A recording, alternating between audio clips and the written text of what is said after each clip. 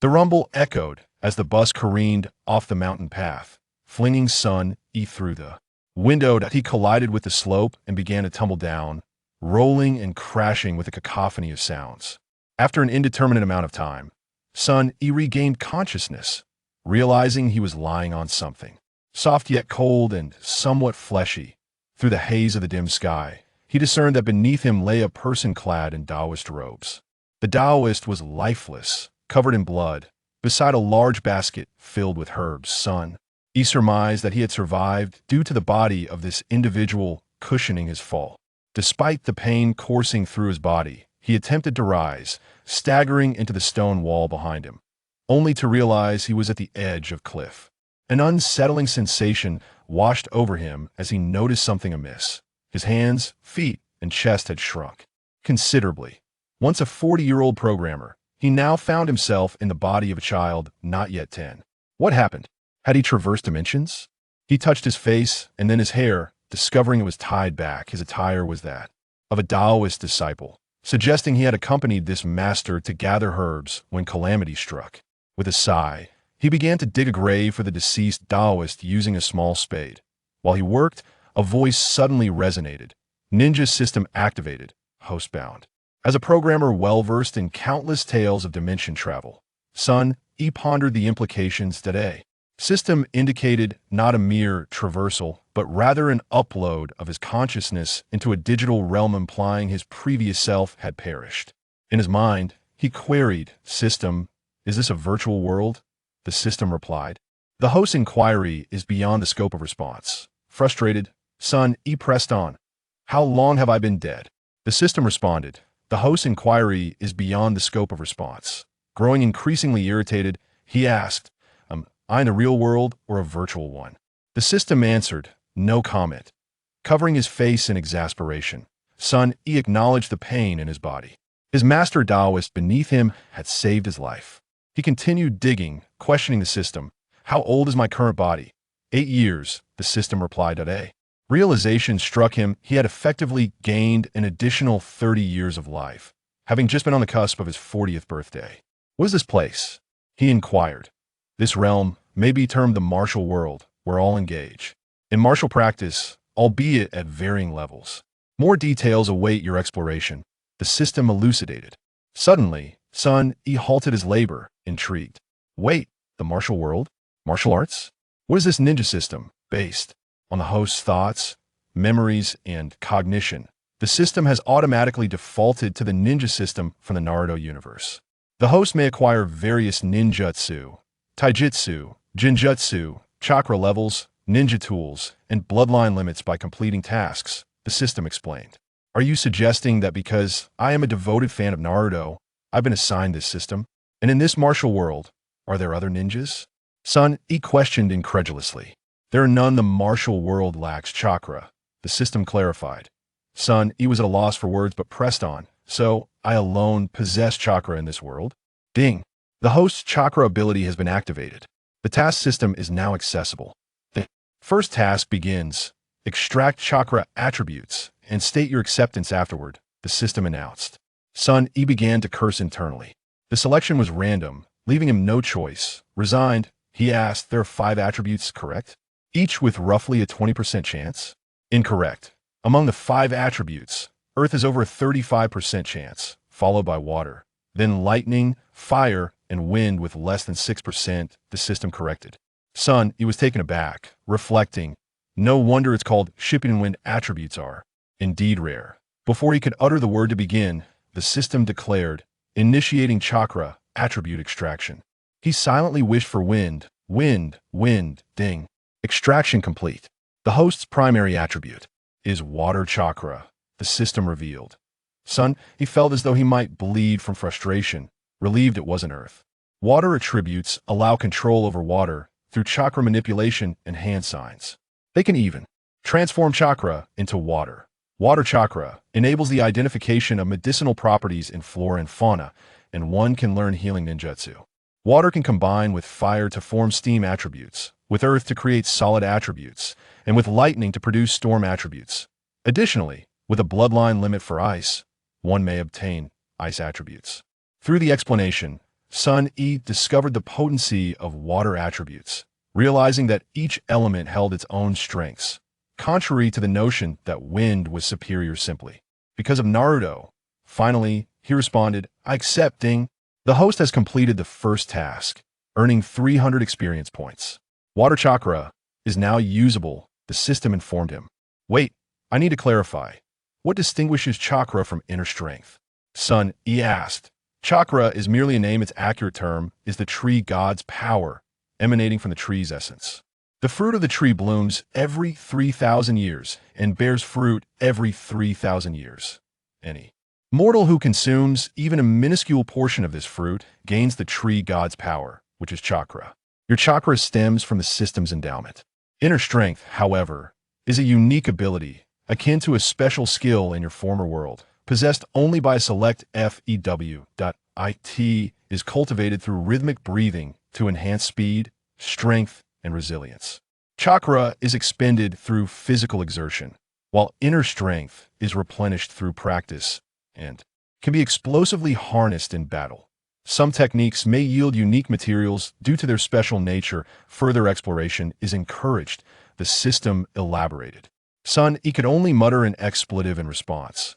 After absorbing the information, he began gathering some scattered herbs, focusing intently as he channeled chakra into his hands to comprehend the properties of the plants.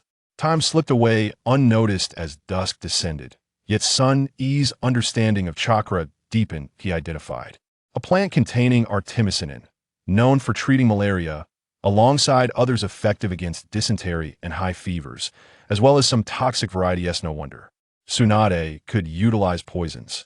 Among the herbs were anti-inflammatory and analgesic properties, which he processed using his pestle and mortar system.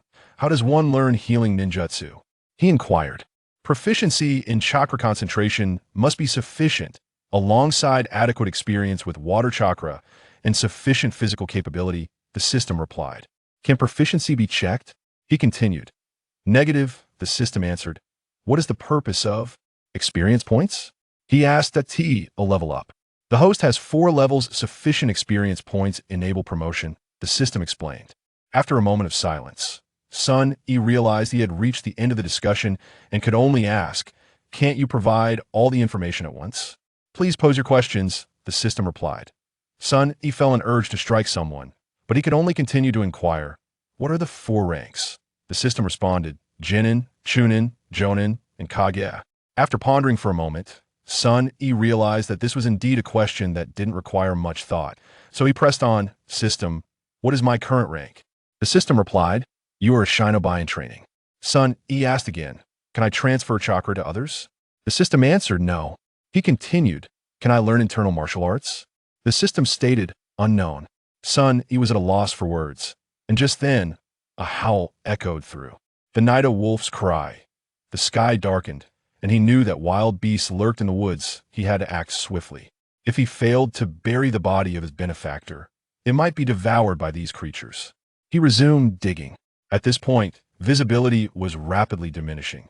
Feeling increasingly anxious, Sun Yi asked the system, can I learn physical techniques now?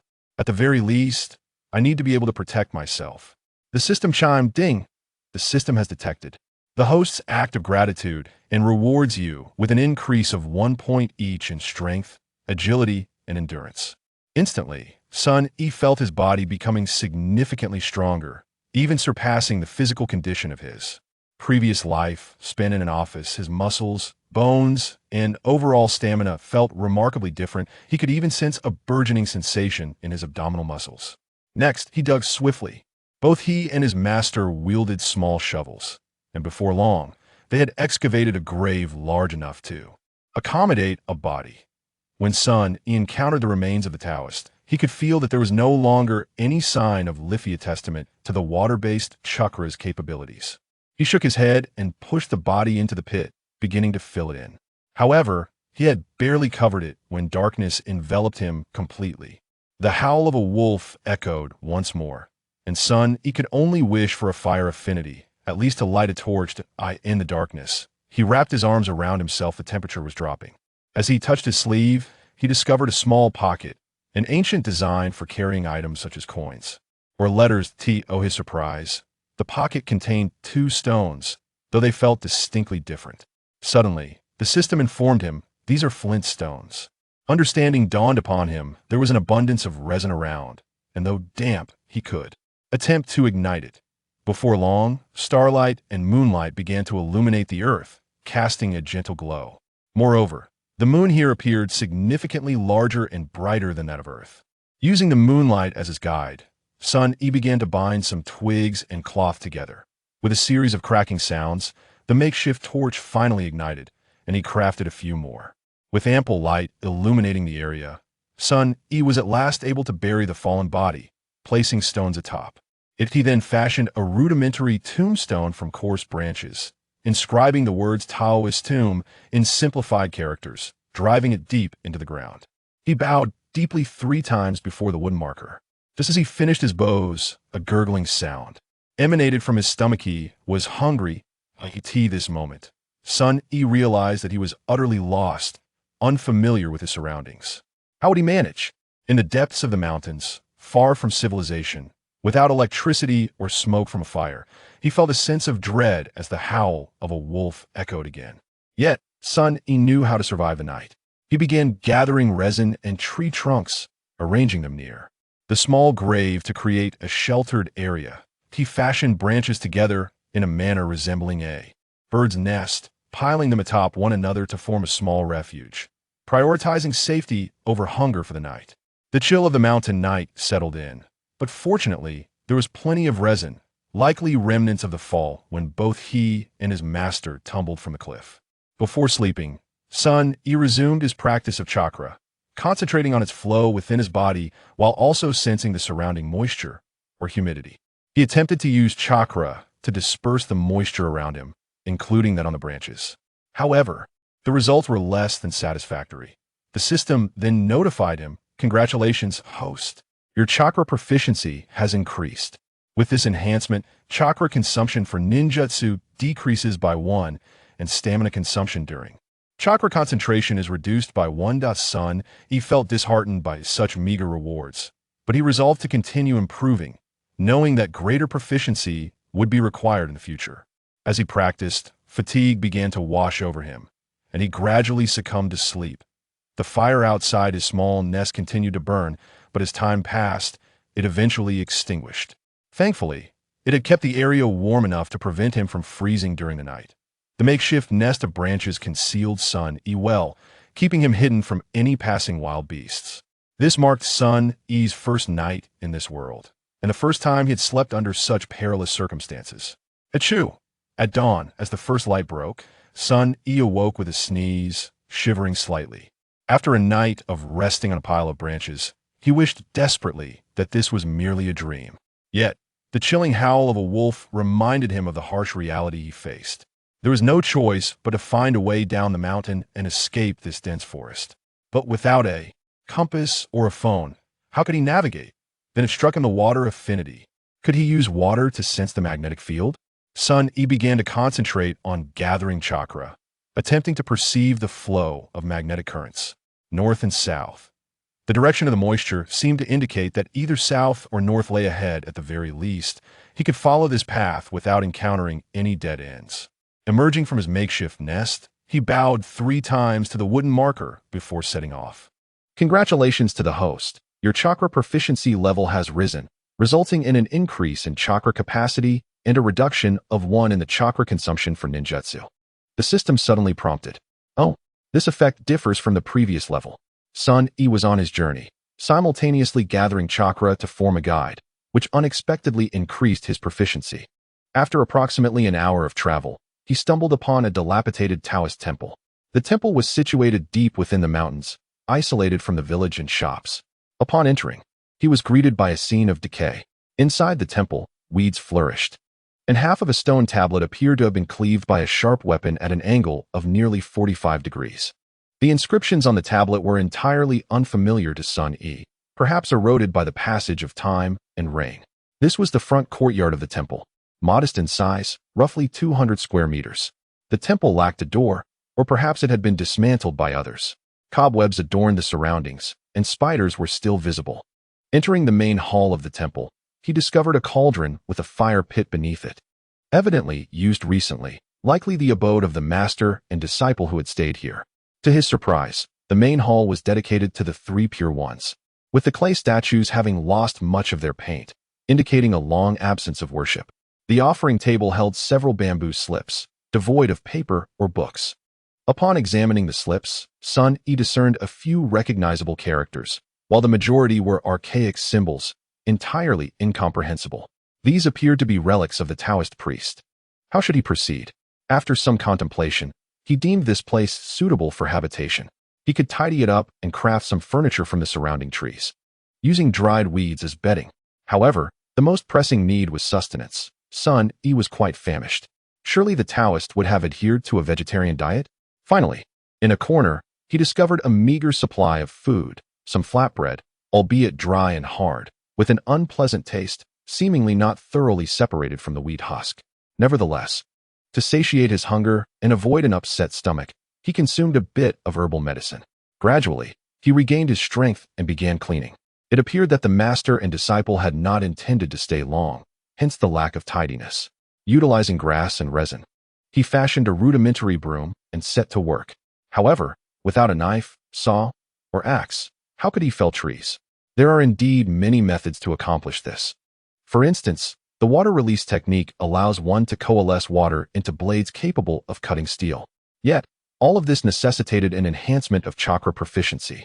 After a brief cleaning of the main hall, he proceeded to tidy the statue of the three pure ones and then the offering table. He then ventured outside the temple, seeking suitable trees, and began to gather chakra. Shortly thereafter, he heard voices calling from outside the temple. Taoist, Taoist, have you returned? Following the source of the sound, Sun Yi approached the main entrance of the temple. With no door to obstruct his view, he directly beheld 5 individuals. At the forefront stood a white-haired elder, flanked by 3 men and a woman. 2 of the men appeared gaunt and emaciated, while the third, despite his robust physique, seemed to lack intelligence. The woman, likely in her 40s, bore signs of age and mild obesity, though it seemed more akin to water retention than true heaviness. As Sun Yi drew within 3 meters of the temple's entrance, they finally took notice of him. The elder, evidently the leader, stepped forward and clasped his hands in greeting, inquiring, "Young monk, has your master returned?" Sun Yi sorrowfully shook his head and replied, "My master fell from a cliff while gathering herbs. He has passed on." Tears began to flow freely. The elder, upon hearing this, was overcome with mixed emotions and sighed deeply. "Young master, please accept my condolences. Do you intend to reside in this temple henceforth?"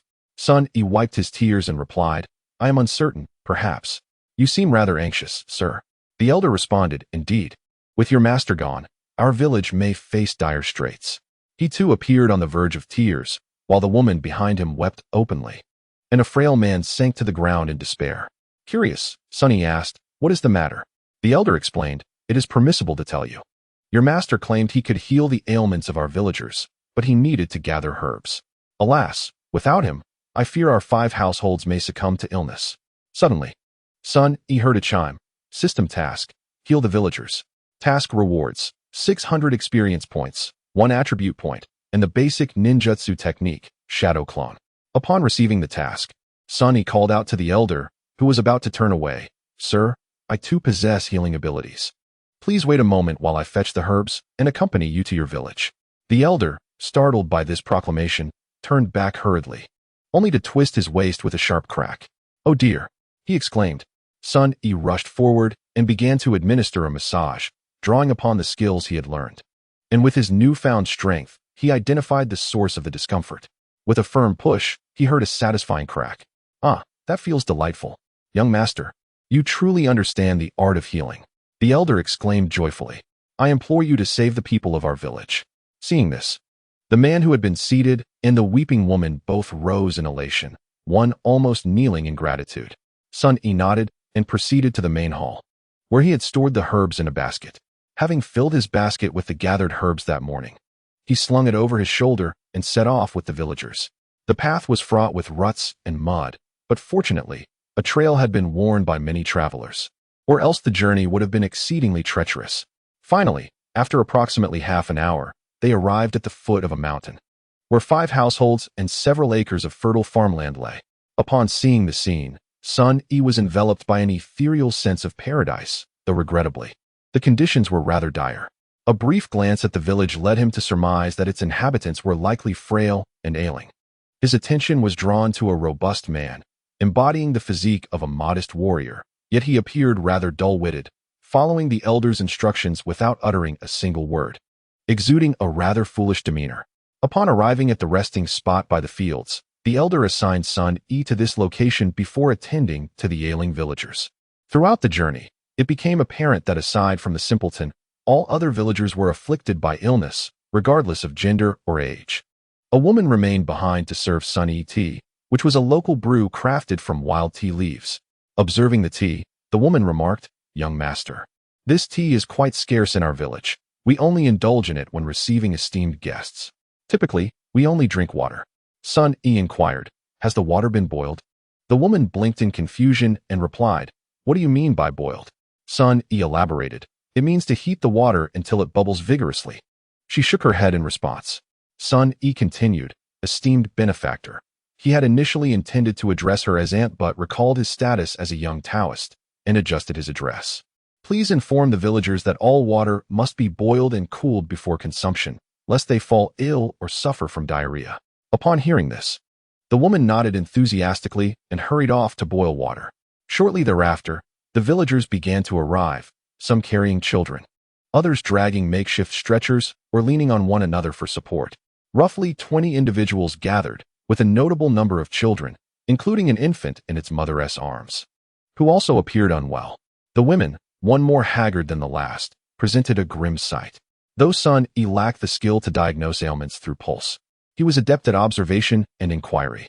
His luck was fortuitous. The ailments were predominantly minor, yet in this era, even minor afflictions could be perilous: diarrhea, rashes, parasitic infections, and a mother unable to breastfeed her infant, alongside a twisted ankle, all were significant concerns. While Sun Yi could not treat complex illnesses, he had become a seasoned healer through his own experiences with minor ailments from indulging in hot pot and barbecues. He prescribed herbal remedies and advised the villagers on maintaining personal hygiene, cautioning the men working in the fields to take precautions against the damp, as prolonged exposure could lead to eczema and parasitic infestations. In those times, without rubber water shoes, they had to fashion makeshift waterproof footwear from burlap and natural materials. As evening fell, the system chimed, indicating, "Mission to heal the villagers completed. Reward, 600 experience points, 1 agility attribute point." And the technique of shadow clone jutsu acquired. Hand seals, Wei Xing, utilizing chakra to create afterimages. As a fervent fan of Naruto, Sun Yi had often practiced hand seals in his previous life, and now he found himself capable of forming them on command. Although this marked his first experience of needing to combine hand seals with chakra manipulation, he understood that the shadow clone technique and the more advanced version were of entirely different realms, incomparable in their complexity and chakra consumption. However, this particular attribute was imposed without warning. After examining the requirements for the clone technique, Sun Yi realized it necessitated an agility score of 2. Rising from the stone bench, he stretched lazily and engaged in some physical exercises to loosen his muscles. At that moment, the elderly man with white hair approached him, saying, "Little master, please stay overnight in the village tonight. If you wish, you may reside here permanently. Your contributions to our village are akin to a rebirth, and I bow to you in gratitude." As he spoke, he attempted to kneel and bow his head. Sun Yi quickly assisted the elderly man, saying, "Elder, you overestimate me. Healing and saving lives is my duty. My master entrusted me with these skills for the benefit of others." The elderly man rose and continued, "Little master, you may stay at my home. I have a guest room that is already prepared." Thus, Sun Yi took residence in this quaint village. That night, he found shelter in a modest earthen house constructed of stone and adobe, with solid wooden beams, although the roof was made of branches, straw, and coarse grass. The windows were merely wooden boards that could be closed at night and opened during the day. Observing the house, Sun Yi inquired, "Elder, do you not use paper for your windows?" The elder scratched his head in confusion, replying, "Paper? Window? What is a paper window?" Sun Yi explained, "It is used for writing or painting." The elder responded, "Little master, we use bamboo slips or wooden boards for writing. As for painting, I know that the wealthy possess sheepskin or canvas." Sun Yi was taken aback. Could it be that this world had yet to discover paper? Reflecting on a video he had once watched about papermaking, he began to feel exhilarated. If he could create paper in this realm, he would likely become quite prosperous and introduce many beneficial innovations. Sun Yi then asked the elder, "How far is the nearest large city from our village? And in which direction?"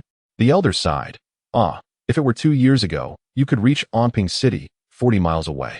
However, that city has been reduced to ruins due to warfare. Now, you must travel farther to Hancheng, which lies over 60 miles from here. In this era, there were no vehicles, no roads, no trains or light rails. Travel relied solely on foot. But Sun Yi was determined to manufacture paper, and if the village produced it, he would need to sell it in the city. He resolved to gather provisions from the village at dawn and set off, envisioning a life where he could practice medicine while exploring this world. Continuing his inquiries, Sun Yi asked, "Elder, what dynasty are we in?" The elder responded with a puzzled expression, "Dynasty?" Sun Yi rephrased, "What is the name of the country?" The elder then understood and replied, "Oh, little master, you may have been in the mountains for too long. I am not entirely sure to which country this place belongs now. The world is chaotic, and I cannot say whether we are underway, Shu Han, the Great Han, or the Great Qin. The number of nations has increased, and I, an old man, cannot keep track of how many there are. It seems we are always at war." Sun Yi was bewildered, and after muttering a quiet goodnight, the elder exited the guest room. As night fell, Sun Yi began to focus on gathering chakra, honing his skills, and commenced practicing the shadow clone technique. Time slipped away unnoticed, and soon beads of sweat adorned his brow, as if he had just run several kilometers. He found himself panting heavily, utterly exhausted. It was no wonder that in the animations, Kakashi appeared breathless after utilizing his jutsu. Sun Yi pondered. This was unacceptable. He felt fatigued after such a brief period. In the event of a battle, if he depleted his chakra, his physical stamina would be compromised. He realized the necessity of enhancing his physique and engaging in physical training. But how could he go about it? Suddenly, a system notification chimed. The host could strap on weighted leg bags, engage in quick sprints, and utilize chakra to strengthen his leg muscles. However, this would require transferring chakra from his hands to his legs, necessitating that his arms remain stationary and level with his body. A thought struck Sun. Wasn't this akin to the ninja run? The reason ninjas outran ordinary folks was due to their ability to concentrate chakra in their legs. He mused further. Eventually, he would need to gather chakra in his feet, enabling him to traverse cliffs and even walk upon water. Yet, that was a concern for another day. His current chakra reserves and consumption were far beyond what a novice could sustain, at least until he reached the rank of genin. Before he knew it, exhaustion overcame him, and he drifted into slumber. In an age devoid of mobile phones and computers, when the sun rose, so did the people, and when it set, they rested. Perhaps it was around 8 or 9 o'clock when he succumbed to dreams. In his dreams, Sun Yi beheld his friends from his past life, his parents, and his ex-girlfriend, all gathered mournfully around his lifeless body in what appeared to be a funeral home, a poignant scene of the elderly bidding farewell to the young. Thankfully, he had a younger sister, 2 years his junior, who could carry on the family lineage, ensuring the continuity of their genes. Through this dream, he found a semblance of closure, having bid farewell to his family. Uncertain of how long he had slept, he was suddenly jolted awake by the booming voice of the system in his mind, startling him into an upright position. Task: save the village. Task rewards: 3,000 experience points, 2 attribute points, and a medical book. He placed a hand on his racing heart, still pounding in his chest, and exclaimed to the system, "You nearly gave me a heart attack. Speaking so suddenly in the dead of night. How am I to sleep?" However, he was intrigued by the sudden offer of 3,000 experience points. Just then, he heard a commotion outside, sounds of galloping hooves and frantic shouts. The elder burst into Sun Yi's room, hastily dressing, and exclaimed, "Young master, you must hide. It seems bandits or runaway soldiers are here to rob us." Sun Yi inquired of the elder, "What time is it?" The elder pondered for a moment before responding, "It's nearly the hour of the tiger, I believe. My household lacks a proper timepiece." Sun Yi considered his rest. He felt rejuvenated enough to engage in combat, and thought it an opportune moment to test his abilities. The elder turned and departed. Sun Yi began to don his outer garment and shoes. These were cloth shoes, neither the footwear of a ninja nor the shoes of later generations. It seemed he would need to craft a more suitable pair for combat. Sun Yi inquired of the system, "System, can ninja tools include shoes?" The system affirmed, indeed. He pressed further, how can I acquire the desired ninja shoes? The system replied, you may purchase them with money, exchange experience, or complete tasks. Sun Yi questioned, purchase with money? Can tasks also yield currency? The system clarified, the money you earn can only buy tangible items, while the currency gained from tasks is for system goods. Sun Yi nodded thoughtfully and asked, how much experience do I need to reach the rank of a genin? The system responded, that information is not accessible to the host. Sun Yi hesitated, realizing that spending experience on upgrades would slow his progress. He queried, if I level up, will spending experience cause me to lose levels? The system assured him, no, but shortly after leveling up, experience will overflow based on the current experience value acquired. Just then, a voice from outside the house shouted, you old fool. I never expected you to be a martial artist with some skill. Come, everyone, let us take him down. Rather than exiting through the door, Sun Yi opened a window and beheld 12 torches illuminating 12 individuals. 3 mounted men clad in mismatched armor, seemingly scavenged from the dead, their helmets poorly fitted, indicative of deserters or bandits. 4 torchbearers were engaged in combat with 2 others, one being the large man and the other an elderly figure. To his surprise, the old man displayed commendable skill, deftly evading the bandit-esque strikes within mere exchanges. The mounted men taunted, humph, if you surrender your food, we might spare you. It seems you wish to die. The elderly fighter retorted, these crops were sown by our village. If we give them to you, we shall perish. As 2 more assailants prepared to join the fray, 2 stones whizzed through the air, striking the advancing men squarely on their foreheads, rendering them unconscious with dull thuds. Another stone flew, prompting the leader to parry with the hilt of his blade, a sharp crack echoing as 2 more stones were deflected. The leader exclaimed, there are still fighters among you. Do not hide, show yourselves. Sun Yi replied, the darkness obscures your vision, not my presence. At that moment, someone with a torch moved towards the sound, revealing a young Taoist boy illuminated by the flickering light. Although Sun Yi had not invested in kunai or shuriken training, he had practiced throwing stones in his previous life, consistently hitting targets within 10 meters. This childhood pastime had often led him into trouble. Coupled with his enhanced strength and agility, he was confident that hitting the foreheads of these unhelmeted thugs would be no challenge. Given the system's information, this body was merely 8 years old. To everyone else, what could an 8-year-old possibly achieve? However, with a single strike, he incapacitated 2 individuals. In this world, such prodigious children are not entirely absent, though they are quite rare. In certain sects, there exist even those as young as 4 who can wield internal energy. Some began to attempt to rouse the unconscious duo. Although one of them hazily opened his eyes, he appeared unable to fight or even rise, his forehead swollen and bruised. The leader exclaimed, what a remarkable lad. Who would have thought that a small village hidden deep in the mountains could produce such talent? He must not be allowed to escape. Everyone, advance. The towering figure and the elder found themselves unable to break free, and in their concern for Sun Yi, they became distracted and were struck. Fortunately, the injury was not severe. Aside from the 3 mounted individuals, the remaining 3 capable of movement drew their blades and charged at Sun Yi. He remained motionless as one of them swung down a sword. After the blow, the assailant realized something was amiss, having received a heavy strike to the back of his neck, and collapsed. The onlookers were taken aback, but next, Sun Yi unexpectedly sprang up from the position of the fallen. With a swift aerial kick, he struck one of the attackers squarely in the face, causing him to spin and fall. Sun Yi remarked, is this a joke? They're so weak. Aren't they supposed to be martial artists? Is this truly the martial realm? How could one kick bring him down? The remaining assailant, now flustered, shouted in alarm and swung down his weapon.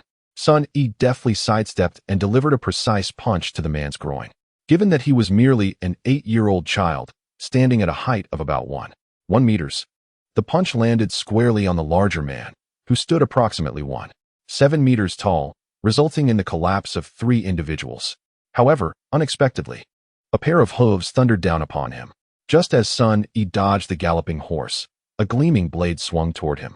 He barely managed to evade it with a basic maneuver, but the lack of stretching led to a sharp pain coursing through him. Sun Yi exclaimed, goodness, I must practice my flexibility. In truth, physical techniques and martial arts are fundamentally the same. However, physical techniques is the Japanese term, while martial arts is the Chinese nomenclature. Perhaps the distinction arose to differentiate the two, Yet the practice of martial arts and physical techniques indeed varies greatly, as internal energy and chakra are not synonymous. Without hesitation, Sun Yi turned and leaped onto the warhorse, positioning himself behind the mounted assailant. His agility was not a mere embellishment. Among this group, Sun Yi's speed was unparalleled, though their leader had yet to engage. Upon mounting, he swiftly twisted the man's helmet around, obscuring his vision.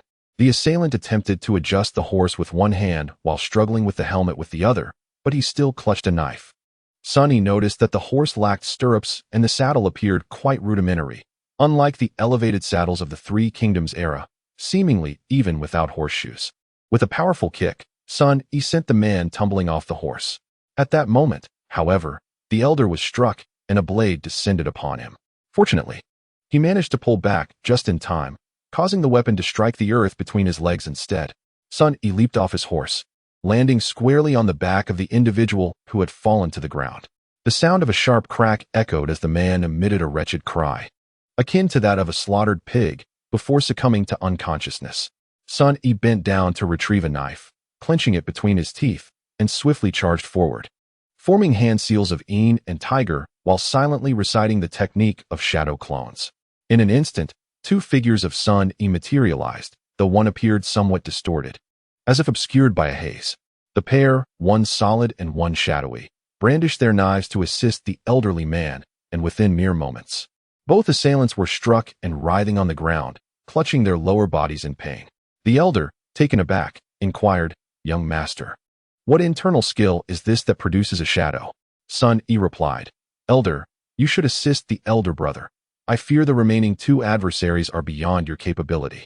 However, just as he spoke, one of the henchmen beside the leader had already turned to flee. Yet, the leader, seemingly formidable, drew his blade.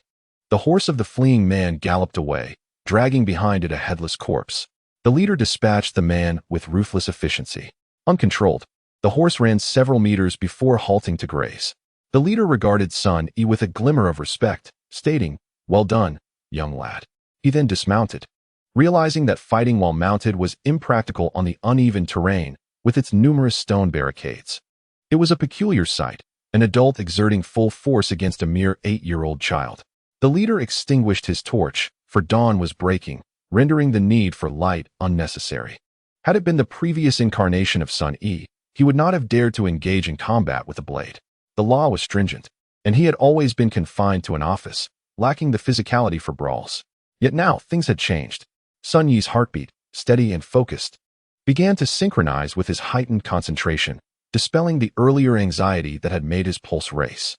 He took a deep breath, positioning the knife horizontally before him, his left hand gripping his right wrist in a manner reminiscent of a throwing star. The leader, puzzled by this stance, mirrored Sun Yi's posture. Gripping his own knife with both hands, his front leg bent, and his back leg at an angle, ready to advance. Seizing the initiative, the leader lunged forward, launching a rapid diagonal slash aimed at Sun Yi's legs. As he leaned back slightly, clearly preparing to evade, Sun Yi, being diminutive in stature, realized he could only deflect the blow. Evasion would only create distance. In a surprising twist, Sun Yi transformed the knife into a throwing star. Pivoting and launching it with force, the leader sidestepped to avoid the blade, and in that fleeting moment, Sun Yi sprang forward, executing a precise kick aimed at the leader's chest. The leader, quick to respond, redirected his blade towards Sun Yi, ready to block with his right arm. With unparalleled speed, Sun Yi struck the arm of the leader with the top of his foot. The leader's arm, seemingly protected by armor, provided the perfect leverage for Sun Yi to execute a sweeping kick, deftly evading the incoming blade while simultaneously targeting the leader's face. Despite being an experienced adult, the leader was caught off guard as Sun Yi's kick landed squarely on his right cheek, yet he remained steadfast, retaliating with a swift turn and attempting to grasp Sun Yi's leg. In response, after connecting with the leader's face, Sun Yi swiftly directed the tip of his left foot towards the leader's neck, his mind racing with instinctual moves that he could not fully comprehend, driven solely by the desire to conclude the skirmish quickly. However, upon noticing the leader's outstretched hand, Sun Yi instinctively shifted his attack from a thrust to a kick, leveraging the momentum to distance himself from the foe. The two adversaries briefly separated. The leader, having sustained a blow that drew blood from his mouth's corner, hesitated to pursue, needing a moment to recover. Yet, Sun Yi found himself unarmed. Cautiously surveying his surroundings, he noted a clothes rack, indicating the presence of a drying pole. He dashed towards it, navigating two low earth barriers, each under 40 centimeters in height. The leader, initially puzzled by Sun Yi's direction, sensed impending trouble upon recognizing the clothes rack and hastened to follow. As anticipated, Sun Yi leaped, seizing the drying pole. Although it bore no garments or bedding, only straw, he felt reassured that the local women would not complain about the mess. This bamboo pole, possessing admirable elasticity, beckoned to be wielded. Yet, the leader was already upon him. And an image from the film Feng Shiyu flashed through Sun Yi's mind, prompting him to execute a counterattack. Realizing the shift in momentum, the leader quickly raised his knife in defense. The bamboo pole collided with the blade with a resounding crash. The pole was lengthy, but the leader, opting not to engage directly, danced aside and retrieved a seemingly wooden long-handled weapon, integrating it with his knife to form a formidable long-handled blade. Thus commenced a battle of wits. With the advantage of the long weapon, the bamboo pole proved inadequate, and within mere exchanges, it splintered into countless fragments. Panic gripped Sun Yi. How could he contend with such a shift? Desperate, he rushed back toward the drying pole, but the leader denied him the opportunity. With powerful leaps, he bounded before Sun Yi, executing a somersault and cleaving the drying pole in two. At that moment, a bed sheet descended from above, presumably hung by a nearby household. Seizing the opportunity, Sun Yi grasped the sheet, recalling the fabric staff from Huang Fei home, and began to twist it into a makeshift weapon, though the fabric was too dry for his liking. Just then, the large figure and an elderly man arrived, each wielding a knife in support. However, Sun Yi's momentary elation was short-lived, as the leader swiftly subdued both allies, perhaps due to fatigue and his prior injuries. The large man was struck in the abdomen by the leader's knife hilt, collapsing in agony, while the elderly man, after narrowly avoiding a downward slash, was sent flying by a powerful kick. It appears that this has become a life-and-death battle following the time travel. An 8-year-old against an adult, who seems to be in his 30s, is already commendable if he can hold his ground. Now, Sun Yi needs to imbue the cloth with water. Water? He possesses the water attribute himself, so is it possible? Sun Yi begins to concentrate his chakra, but the leader cannot afford to grant him that time. Thus, he must engage in combat, while concurrently gathering his energy, without allowing his focus to waver. There are no water tanks or buckets around. And although it is early morning with dew present, it is insufficient to transform the cloth into a weapon. The leader's blade slashes viciously, and Sun Yi can only evade. However, given that his opponent is a seasoned fighter, his stamina will soon be exhausted. A swift resolution is imperative. He must relax and concentrate his chakra, allowing a significant amount of water to accumulate in the cloth.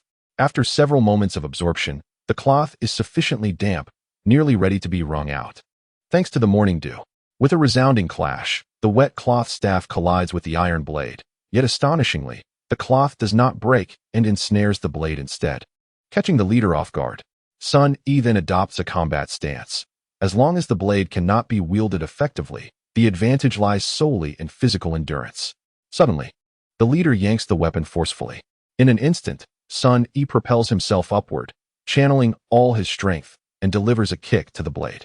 It seems as though a cushioning effect is created by the cloth, as the blade is not particularly sharp, rendering it a cumbersome burden. In a flash, the leader positions the hilt horizontally across his chest and swings the blade downward. With a thud, Sun Yi strikes the blade, using the momentum to retract the cloth staff. The staff slides off the blade effortlessly, thanks to the water providing lubrication, sustaining its integrity. The leader retaliates with a kick, and upon observing this, Sun Yi pivots, leveraging his own legs to counter the leader's strike. With a loud impact, Sun Yi is propelled backward, yet remains unharmed, merely creating distance. He then swiftly lashes out with the cloth staff, striking the leader's unprotected calf with a resounding smack. The cloth staff, imbued with water, strikes with the force of a whip. However, Sun Yi soon finds it peculiar. The gravitational pull here seems to differ from that of Earth in his previous life. As he descends, he does not feel the weight he expects. Rather, he feels unusually light, allowing him to land gracefully on one foot. The leader, feeling discomfort in his left ankle, remarks, "Kid, it seems I've met my match today. How about we both take a step back? I'll leave with my men and 1T return. What do you say?" Before Sun Yi can respond, an elder interjects, "No way. Old man knows that you are both a deserter and a mountain bandit. If you leave, you will surely return with more men. Young master must not let this person escape, otherwise our village will be doomed. The mission is to save the village. Letting him go does not equate to salvation." At this moment of distraction, Sun Yi continues to gather chakra, attempting to sense its flow and infuse it into the cloth staff.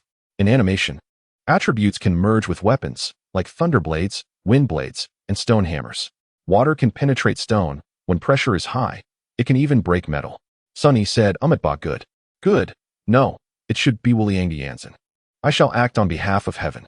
As he spoke, before the leader and the elder could respond, he vanished like a shadow, employing a technique of doppelganger, and swiftly struck towards the leader with a sweeping motion. The leader grunted, blocking with his sword, but suddenly, a staff descended from above with tremendous force.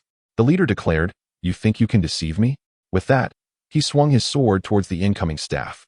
However, before the sword could meet the staff, a sharp sound echoed, and the leader gasped in pain. The true attack had come from the side. Unfamiliar with such tactics, the leader fell prey to a heavy sweep of the staff to his midsection. Although the doppelganger was merely an illusion, the chakra-infused shadow possessed a tangible force. The staff struck his helmet with a resounding thud, then bent downwards to crash against the leader's back. Sun Yi poured all his strength into the assault, striking relentlessly. The impact was like that of a heavy hammer, striking the leader repeatedly. Finally, a mouthful of blood erupted from the leader, and he fell to one knee, supporting himself with his long sword. Yet, having never taken a life, Sun Yi hesitated upon witnessing the scene. Suddenly, a sharp sound pierced the air as the elder stealthily severed the leader's head from behind. The elder, brandishing his knife, commanded the burly man, eliminate all of them. These bandits cannot be left alive." He then planted his blade into the earth and approached Sun Yi, bowing respectfully. "Young master, we must be merciful. These individuals have caused untold suffering. If they live, our entire village shall perish." At that moment, a voice from the system echoed, "Ding. Mission to save the village completed. Reward, 3,000 experience points. Agility and endurance each increased by 1, unlocking some medical knowledge." With no other option, Sun Yi nodded, reminding himself, this is a game. These are merely monsters. As dawn broke, he noticed the villagers returning along a small path. They had long fled, explaining the eerie silence during the battle. Sun Yi finally exhaled in relief, gasping for breath. He was utterly exhausted. He realized that employing ninjutsu drained more stamina than running. By this time, his sweat had thoroughly soaked his clothes. At the elder's home, Sun Yi finally enjoyed breakfast, surprisingly consisting of meat. The elder advised, "Young master, eat slowly. This meat is from the wild boars that and I hunted in the mountains. Although you Taoists typically abstain from meat, you are still young and may indulge." As Sun Yi chewed the meat, he could only nod in response. After a while, he swallowed, noting the lack of salt and seasoning. It was simply boiled in water, enough to avoid illness, yet the unadulterated flavor of wild boar was not without its merits. Unable to contain his curiosity, Sun Yi asked, "Grandfather, I didn't expect you to be skilled as well." The elderly man shook his head and said, "I am old now. In my youth, I served as a soldier. But alas, my homeland has fallen, and I am left to live in seclusion within these mountains. Fortunately, my grandson possesses a fair foundation in martial arts, though he is somewhat dull-witted. If it weren't for your intervention today, our village would have met its doom." Sun Yi, while eating, inquired, "Grandfather, which nation did you hail from?" The old man replied, "I was from the Yang kingdom, which was vanquished by the Zhao kingdom." Sun Yi further questioned, "Are there others in the village skilled in martial arts?" The old man shook his head and remarked, "Martial arts are not something everyone can master. Failure can lead to dire consequences." Startled, Sun Yi swallowed a piece of meat and listened intently as the old man continued, "Among those who practice martial arts, perhaps 8 out of 10 can learn basic skills sufficient to deal with local ruffians. However, when it comes to the battlefield, one must select the best from these 8. I am but a humble old man, and look at the villagers. Those who do not eat well fall ill, and those who do not sleep well also fall ill. How can they train in martial arts?" Sun Yi nodded, realizing the truth in the old man's words. It was no wonder that practitioners of martial arts were dwindling in his world. Improved medical conditions had allowed those who would have perished to survive, and better nutrition had contributed to this. In an era marked by the survival of the fittest and disease preying upon the weak, the elimination rate was indeed alarmingly high. Continuing to eat, Sun Yi used a small knife to cut his meat and asked, "Grandfather, is there a hierarchy in martial arts? Or perhaps levels to distinguish them?" The old man nodded, stating, "The lowest level is akin to my own, even if it is merely rudimentary. The next level is represented by the leaders of today, capable of commanding a squad of 10 in the military. They possess commendable external skills, but the specifics of classification are beyond my understanding, as there is too vast a difference." It appeared that Sun Yi would need to embark on his own journey of exploration. He declared, "Grandfather, I plan to go to the city. I require one of these horses. The others, please keep for yourselves." The old man responded with alarm. "This is absolutely out of the question. This horse is a military steed. If discovered, you would be apprehended. These horses are the property of various nations and are not meant for just anyone to keep. The best course of action for these 3 horses is to release them and let them fend for themselves. We certainly do not wish to attract trouble." Sun Yi, now enlightened, pressed further, "Aside from horses, what else does the state monopolize and control?" The old man replied, "There is a plethora, such as salt, iron, copper, gold, silver, saltpeter, sulfur, charcoal." He listed many. Sun Yi remarked, "It seems that gunpowder exists, then, correct?" The old man, with a puzzled expression, asked, "What is gunpowder?" Sun Yi explained, "It is a mixture that, when ignited, can cause a building to collapse." The old man responded, "I have never heard of such a thing. But if it can bring down a house in an instant, it seems that only a master of internal martial arts could achieve that." Sun Yi nodded, sensing he was beginning to grasp something profound, and followed up with another question, "Grandfather, why does the state regulate saltpeter and sulfur?" The elder remarked, "This saltpeter is medicinal, capable of treating various ailments, and it is quite rare, hence the state's regulation over it. Sulfur, on the other hand, is effective in repelling venomous creatures. The forests abound with poisonous snakes and insects. Utilizing sulfur can drive them away, and it too is scarce, necessitating careful management." Feeling a surge of fear, Sun Yi inquired, "Is the forest truly so frightening?" The elder replied, "This vast expanse of woodland is relatively benign. Although there are ferocious beasts, they are not overly aggressive." Sun Yi interjected, "Not aggressive? The howling of wolves last night was quite alarming." The elder chuckled, "Wolves? The ones in this forest are rather docile. In some other forests, there are wolves as large as houses, and even beasts larger than houses. There are snakes several meters long, but fortunately, those woods are near the sect, and they dare not venture far. Otherwise, the common folk would suffer greatly." Sun Yi swallowed a morsel, realizing the true peril of this place. He then asked, "Grandfather, what is a sect?" The elder explained, "A sect is a power even mightier than the state. It is said they select 1 in 10 warriors for cultivation, providing them with internal martial arts techniques. Once trained, they can soar through the clouds and even move mountains and fill seas, though this old man has never witnessed such feats." Sun Yi mused, "Isn't that akin to the tales in martial arts novels?" He continued, "Grandfather, do you know where the Shaolin Temple is located?" The elder regarded him with a puzzled expression and queried, "Shaolin Temple? What sort of place is that?" Sun Yi replied, "It is where monks practice martial arts." The elder's curious demeanor remained unchanged as he asked, "Monks? What do they do?" Sun Yi, now intrigued, explained, "They are practitioners of Buddhism, a place for worship and meditation." The elder shook his head, responding, "I have not heard of such a thing. What is Buddhism?" Sun Yi contemplated, realizing that a world of martial arts could not possibly lack Buddhism. Could it be? Since Siddhartha Gautama was an Indian prince who founded Zen Buddhism, which belongs to philosophy, and developed a following, sending disciples to propagate the teachings during the Eastern Han, a time marked by a lack of faith after Wang Mang usurped the Han throne, leading to the establishment of Buddhism in that period. If this world has no Siddhartha Gautama, then it is no wonder there are no temples or monks. Sun Yi nodded in understanding, but felt a peculiar discomfort atop his head. The elder noticed and said, "Oh dear, it seems someone has severed your top knot. It appears you must shave your head, otherwise, your hair will be unsightly." After some thought, Sun Yi replied, "Grandfather, I kindly ask you to assist me in shaving my head." The elder gasped, "How can this be? The body, hair, and skin are gifts from one's parents. How can they be discarded?" Sun Yi responded earnestly, "Grandfather, I have come to realize certain truths and feel the need to sever ties with my parents. A short haircut would serve as a reminder of this life as bond to them. Furthermore, I am an orphan. My parents have passed away. I hope you understand. The elder nodded in agreement and complied, having procured a blade.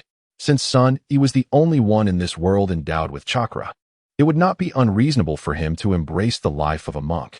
After finishing breakfast and shaving his head, a bald little monk emerged. After bidding farewell to the village, Sun Yi decided to adopt a new name, a dharma title that would signify a fresh start and the beginning of a new journey in life. By the time he left the village, it was after lunch. Perhaps the locals dined twice a day, while the Taoists indulged thrice. Thus, Sanzang, formerly known as Sun Yi, requested the village women to craft sandbags for leg weights to aid in his training, mindful not to overburden himself as it could hinder his growth. In his previous life on Earth, many martial artists were of short stature. To ensure his safety, he fashioned a kunai from a confiscated iron knife. Although creating more would take several days, given that there was only one blacksmith in the village. Apologies to Wu Qingyan for borrowing the dharma name of Tang Sanzang. Henceforth, there would be no more Sun Yi, only Sanzang. The little monk, with a cheerful demeanor, called out to a young woman, gazing upon her face, and named her Lotus Blossom Little Nun. With a playful tone, he asked what flower she would name him as he glanced at her ear. Singing merrily, Sanzang continued along the mountain path. The scenery was pristine, with clear air, devoid of smog, exhaust fumes, and Wi-Fi. It felt truly serene. An elderly gentleman had mentioned that not far ahead lay another village, and if night fell before he arrived, it would be wise to seek shelter in a hollow tree. Having gained a point of endurance, Sanzang had been walking swiftly for nearly 2 hours, close to 4 hours in total, still feeling invigorated, despite running more than walking. Along the way, he encountered numerous medicinal plants, gathering them into his herbal basket. Suddenly, a sensation washed over him, as if there were beings or creatures nearby. It was peculiar, however, as the journey had been eerily silent, with no sounds of insects or birds, only the rustling of trees. The sky was devoid of even a single sparrow, and given his recent arrival in this world, Sanzang recalled that since he had fallen from the cliff, there had been no birds overhead, not even bees. According to Einstein, without bees, plants would perish. Yet, observing the towering trees and ancient forest around him, even the moss by the roadside and among the stone piles, it seemed this world might host other pollinating insects. Now alone, Sanzang could only converse with the system. He inquired, "System, why are there no flying creatures here?" The system responded, "The host can condense water-based chakra. One ninja ability is sensory perception, allowing you to assess your surroundings through chakra." Sanzang was aware of this, understanding it as a reconnaissance-type ninja skill. Closing his eyes, he began to gather chakra, using the water element to sense his environment. He could perceive the water within plants and the soil, though the range was limited, the farther he reached. The more fatigued he became, even feeling a hint of dizziness, with an accurate detection range of less than 20 meters. Opening his eyes, he still felt that strange sensation, not one of danger or threat, but rather the unsettling feeling of being watched. Ignoring all else, Tripitaka continued to explore the picturesque mountains and waters, lamenting the missed opportunity of not savoring such splendid scenery. After wandering for approximately 20 minutes, a sudden cry of an eagle echoed through the forest, dissipating the feeling of being watched. A magnificent eagle soared across the sky above Tripitaka's position, shielding his eyes with his right hand from the sun. He beheld the enormous bird, its size reminiscent of a fighter jet, an awe-inspiring sight indeed. The surrounding cliffs provided a point of reference for comparison. In a moment of realization, Tripitaka closed his eyes to concentrate his chakra and began to assess his surroundings. He discovered a diminutive creature, significantly smaller than bees, hovering over 10 meters above the ground. These beings appeared to be the pollinators of this realm, seemingly more potent than their bee counterparts. These tiny creatures were not only minuscule in size, over 100 times smaller than bees, but also possessed remarkable speed, resilience, and strength, likely a consequence of their unique environment. Moreover, these petite pollinators had medicinal properties, but without tempered glass, they would be difficult to cultivate, an endeavor to be postponed for later.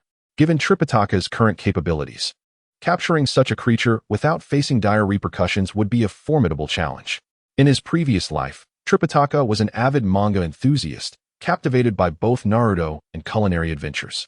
Perhaps this world harbored undiscovered delicacies? The thought left him salivating. He began to hum a tune. Little girl, little lad, with a medicine basket, climbing the hill, unafraid. His youthful form, now enhanced by attribute points, felt almost invincible. He believed he could easily overpower the brigand leader. Despite only adding 2 points to his attributes, such a transformation was remarkable. As dusk swiftly approached, a small cottage appeared ahead. The very refuge the old man had mentioned for weary travelers. This shelter, built for those unable to traverse the night, offered some protection against the formidable beasts that roamed the land, though not against the likes of tanks or aircraft. Tripitaka, still unfamiliar with this world, was grateful for the sanctuary. He consumed some flatbreads he had brought from the village and settled onto a dry pile of grass to meditate, focusing his mind and beginning his chakra training.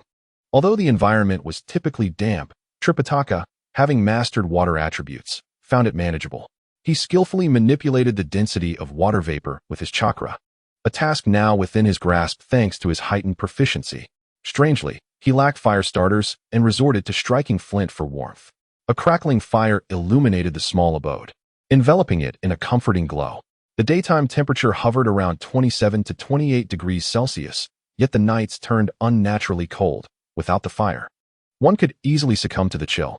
A wolf's howl pierced the night air. While the cottage had a door, its sturdiness was questionable, leaving Tripitaka anxious about potential nighttime assaults. Fortunately, he had piled rocks to reinforce his temporary sanctuary. However, one cannot ignore the calls of nature. After 2 days, I finally longed for the comforts of a bygone era's toilet, yet now found myself resorting to the thicket, devoid of any tissue, forced to utilize leaves imbued with the essence of water. It was at this moment I truly recognized the utility of water chakra. The haunting howls of wolves echoed throughout the night, leaving me to ponder their cause. In a state of half-dream, I drifted through the night until the sweet serenade of birds roused me from my slumber, compelling me to stretch languidly after rising from my grassy nest. This was the first time I had heard the birds chirping, and their calls were resonant and rhythmical. By concentrating my chakra, I discerned a large tree approximately 20 meters high, upon which perched a bird resembling a magpie, measuring over 1 meter in height with a wingspan of nearly 2 meters. The fauna in this world is either extraordinarily large or diminutively small, a truly remarkable phenomenon. Rising, donning my attire, and stepping out of my modest abode, I yearned to experiment with the ninja run, a method of agile movement through the woods. Yet, after only a few strides, I realized my leaps were inadequate. Though my speed was commendable, it did not compare to the feats of the ninjas depicted in Naruto. I queried the system. When shall I be able to traverse the woods like a ninja? The system responded, at the genin level. Indeed, it seemed that the protagonists in the animations had acquired such skills post-graduation from the Ninja Academy. Disregarding my initial concerns, I commenced running to build my stamina. As I sang a modified mountain song, reminiscent of a young monk with a medicinal basket, I bounded along the rugged path, beginning to embody the essence of a ninja. Grasping a tree branch, I swung and, alas, my palm was grazed, sending a jolt of pain through me. Ouch! I exclaimed, promptly setting down my medicinal basket to extract herbs, channeling chakra to extract their essence and apply it to my wound, muttering, "It seems I need gloves, otherwise injuries are inevitable." No sooner had I spoken than my cloth shoe tore, causing me to stumble and utter, "I." Frustrated, I settled upon a large stone, lamenting the difficulties of traversing without proper footwear. It then occurred to me that I could purchase equipment. System, how much experience does a pair of ninja shoes cost? The system promptly conjured a panel before my eyes, showcasing various types of ninja footwear. The least expensive pair was priced at 100 experience points, while the most extravagant reached 500,000. However, the 100 experience shoes possessed no special attributes, whereas the 500,000 experience shoes merely boasted enhancements in durability and jumping ability, akin to the disparity between simple cloth shoes and high-end athletic footwear. If one were to compare experience to currency, it would equate roughly to 100 experience points being equivalent to 10 renminbi, making the most expensive pair approximately 50,000 RMB and the cheapest a mere 10 renminbi. Nevertheless, the 100 experience shoes left the toes exposed, a design flaw reminiscent of the manga, which posed risks not only to warmth but also to the potential of stubbing one's toes against stones. Ultimately, I opted for a pair of rugged canvas shoes, priced at 300 experience points, shoes that I had previously purchased in my former life for approximately 291 yuan, as if conjured by magic. A pair of canvas shoes seamlessly merged with a tattered pair of cloth shoes, materializing upon his feet without the need for laces, instead employing a sticky cotton fastening method. Sanzo rose to his feet and leaped, but alas, his socks posed a problem. Contemporary socks were merely two pieces of fabric stitched together. A far cry from the quality of cotton. With 50 experience points, he purchased a pair of ninja socks, and with 500 experience points, he acquired a pair of inexpensive ninja gloves, equipped with steel guards, adequate for deflecting iron blades. Although the concept of durability was not visible, Sanzo discerned that these items were akin to those on Earth. They would either tear or unravel with use, clearly the products of a discount retailer. Sanzo pondered whether he could procure items from such a retailer and inquired, "System, may I purchase potato chips?" The system replied, "No." Unsatisfied, he pressed further. "Can I buy a car?" The system responded, "No, only ninja-related items are available for purchase." After a moment's contemplation, he asked, "Can I buy health potions?" The system replied, "No, but you may obtain their recipes upon completing certain tasks." Nodding, Sanzo slung the medicine pouch over his shoulder and continued onward, posing another question. "What categories of ninja items exist?" The system answered, "There are wearable items, which you just purchased, and weaponry. Those are the only categories available." Hearing this, Sanzo inquired, "Is there food?" The system replied, "I already said, there is none." After some thought, he asked, "Are there ninja mechs?" The system responded, "Earthly technological products are unavailable." Sanzo pressed on, "What about ninja beauties?" The system retorted, "Are you ever finished?" Sanzo replied, "I'm merely asking. What if there were?" Feeling slightly disheartened, Sanzo realized that ninja items were rather scarce. Even if he desired the Kusanagi sword or the Kusanagi blade in the future, he questioned the system. "I truly have a question. Is the sword called Kusanagi or Kusanagi?"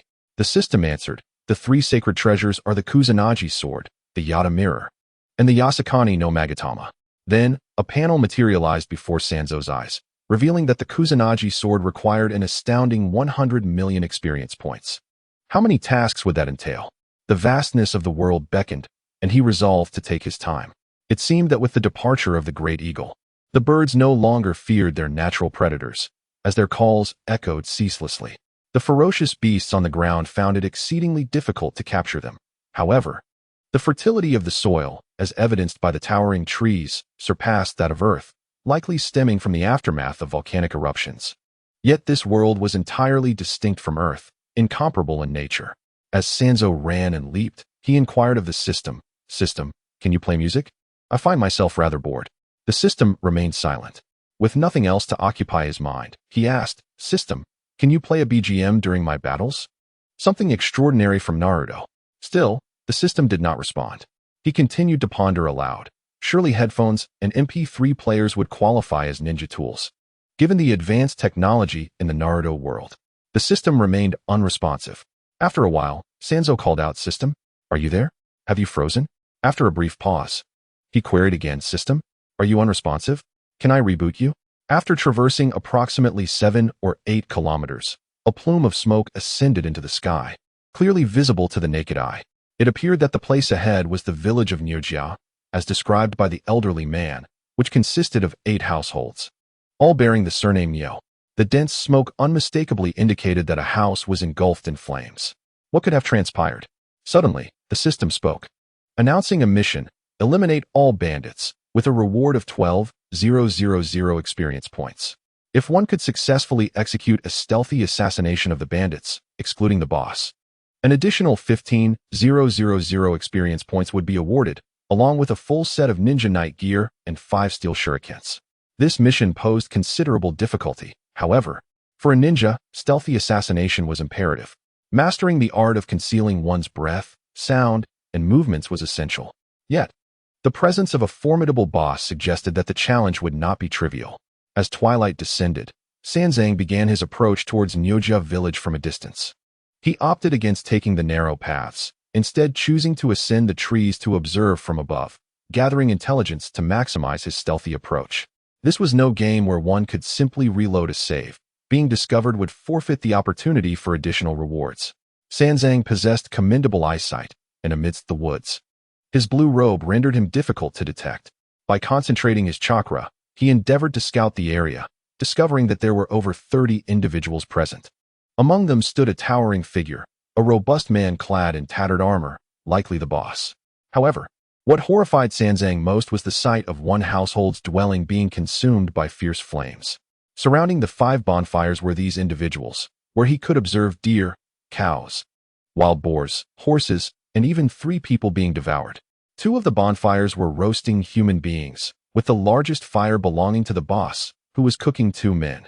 Judging by their physiques, these victims were likely strong males, possibly martial artists. It seemed they had not triumphed over their captors, but had instead met a grim fate, perhaps indicating that the villagers possessed martial prowess. It was a tragedy. This was indeed a world governed by the law of the jungle, where the stronger prey upon the weaker. In such a realm, the might of one warrior surpassed another's, leading to such dire consequences. Sanzang felt a wave of nausea upon witnessing this, yet he knew he must endure. As a ninja, patience was paramount. Upon further observation, he noted that aside from the 3 unfortunate souls being roasted, there were no other bodies or signs of struggle. The villagers had likely fled, having developed strategies to conceal their families amidst numerous raids. Suddenly, a voice cried out, "It has been an hour. I shall say it once more. If you do not surrender your food and women, we shall burn another house at dawn. If you fail to comply again, we will incinerate everything." They would not easily set fire to homes, for they still required shelter for the night. Without houses or tents, the cold could prove fatal, leading to hypothermia. It seemed that to proceed stealthily, one must also hone their reconnaissance abilities. In the absence of light, torches were unfeasible, and without night vision or infrared sensors, one could only rely on water-based detection, as water constituted over 70% of the human body's composition. As soon as the man finished his shout, they began to feast on some roasted meat. A few individuals rose and started to drag large pieces of cloth from the rear of the cart, setting up a military tent. Tripitaka lacked appetite and had no desire to eat. Instead, he sought a suitable vantage point to observe these people, shifting positions whenever the opportunity arose, determined to gather sufficient intelligence to execute a decisive strike. To his astonishment, the towering figure, standing at nearly 2 meters and 8 centimeters, consumed an entire person, with 2 others sharing the remains. However, there appeared to be 3 individuals who resembled the formidable warriors from the previous village, while the rest were mere foot soldiers. Were they deserters? Mountain bandits? Did it truly matter? Soldiers and brigands were akin. Any soldier who strayed from the regular army became a bandit. This straying was not merely a matter of losing military status, but rather a result of defeat, dispersion, or voluntary desertion. The uniforms or armor of these deserters bore no insignia of any nation, and even if their styles were discernible, Tripitaka could not ascertain them. For many ancient armies identified themselves through banners, colors, formations, and the style of their uniforms and armor. It was unclear to which country these deserters belonged. However, that was of little concern. His mission took precedence. As dusk deepened, numerous deserters entered the villagers' homes, and soon silence enveloped the area, likely as they succumbed to slumber. The fire's flames began to dwindle, as they had not added more wood. Instead, they retreated to their quarters, satisfied after their repast. While the giant man entered the military tent, his nearly 3-meter frame proving ill-suited for the lowly mud structure. At last, night had fallen, with the bright moon illuminating the vast starry sky, and 3 individuals remained outside the houses, engaged in conversation. Tripitaka could discern their dialogue through the vibrations in the water vapor. One individual, A, asserted, "I said I would take the first watch. Why are you trying to usurp it?" The second, B, retorted, "The first watch? I disagree. I want it as well." The third, C, suggested, "Perhaps we should let the boss decide." A then proposed, "No, how about we draw lots? I certainly do not wish to provoke the boss." Ultimately, they drew lots, with C drawing the longest, thus securing the first watch, followed by A, and then B. It appeared the first to meet their demise would be the one who had drawn the long lot. Observing A and B enter their respective homes, it became imperative to eliminate those within A's dwelling at the earliest opportunity. After they had both entered their houses, Tripitaka waited approximately a quarter of an hour before leaping from the tree onto a patch of soft earth. His agility far surpassed that of ordinary children, and despite the sandbags strapped to his calves, they weighed less than 4 pounds. Perhaps these individuals had not anticipated an assassination attempt, allowing them to lower their guard excessively. Tripitaka stealthily advanced to a field approximately 5 meters away from Soldier C, where the wheat was still several months shy of maturity. Given the season, it was clearly spring, not yet summer, and due to the fertile soil, even the newly sown wheat had grown sufficiently high within 2 months to conceal a child. Sanzang withdrew the kunai, but suddenly a thought struck him. These individuals were bloodthirsty. Would they not become alert upon sensing the metallic tang of blood? For the sake of safety, it was imperative to avoid shedding blood. Yet, how could one carry out an assassination? While lost in contemplation, the man tilted his head back and took a swig, seemingly of liquor, and then blood began to seep from his nape. A cinematic scene reminiscent of Kiss of the Dragon unfolded. This was a tactic once investigated by Sun Yi. If the Feng Fu acupoint were to be punctured from above, it could penetrate the brain and destroy the respiratory center, leading to death. Although not precisely at the location depicted in the film, the art of acupuncture had indeed left behind a set of needles. Nestled within a basket, relics of a Taoist priest, originally intended for medical practice, now serendipitously repurposed for assassination. As long as the needle struck the corresponding lethal acupoint, it could indeed end a life. Sanzang began to retreat cautiously, attuning himself to the moisture in the air, skillfully avoiding any potential sound. After a few breaths, he returned to the spot near the wicker basket and unearthed the cloth-wrapped needles, which he had discovered earlier at the temple. To prevent any damage rendering them unusable, he decided to carry the entire set of 12 needles.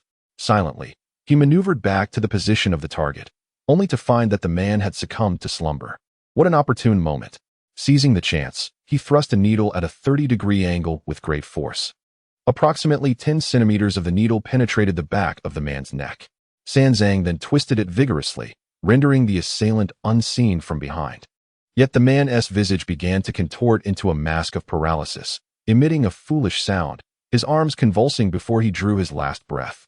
Subsequently, Sanzang dragged the corpse away as far as possible, using mud to seal the puncture wound, and withdrew the needle. At that moment, he realized that this was not a silver needle, but rather an iron needle coated in silver, a fortunate circumstance, as it would prevent the scent of blood from permeating the air. The boss could not be targeted yet. He must first eliminate the others. Approaching the position of the sleeping man, Sanzang discovered a leather water flask. He lifted it and took a whiff. Although the alcohol content was not particularly high, it surpassed that of beer and cocktails, albeit possibly weaker than wine. If these individuals had consumed alcohol, they would likely be in a deep slumber. Recognizing this advantageous intelligence, a smile crept upon Sanzang's lips. In the room where Jiao resided, 6 men lay, each on makeshift beds of straw, using hard objects such as sheathed swords, helmets, armor, or even their military uniforms as pillows.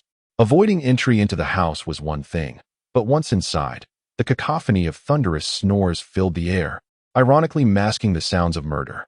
Sanzang entered through a window, prying it open with the kunai, and for safety, he closed the window behind him and secured the latch.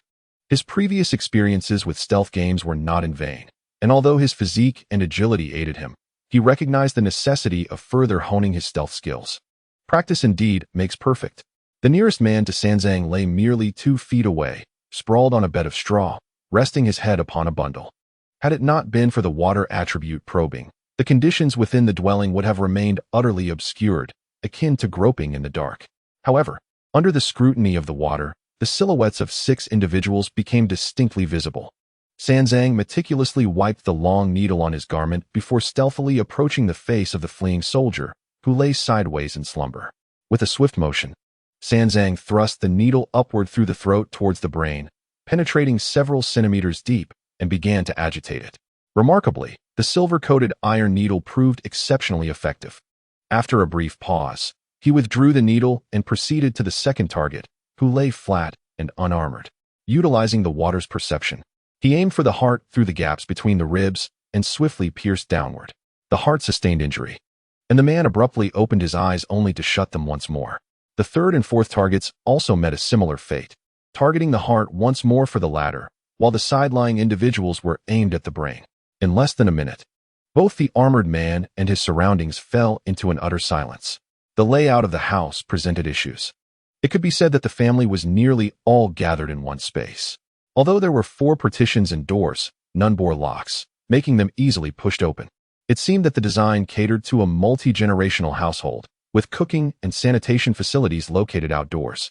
The next target was intended to be the residence of another fleeing soldier.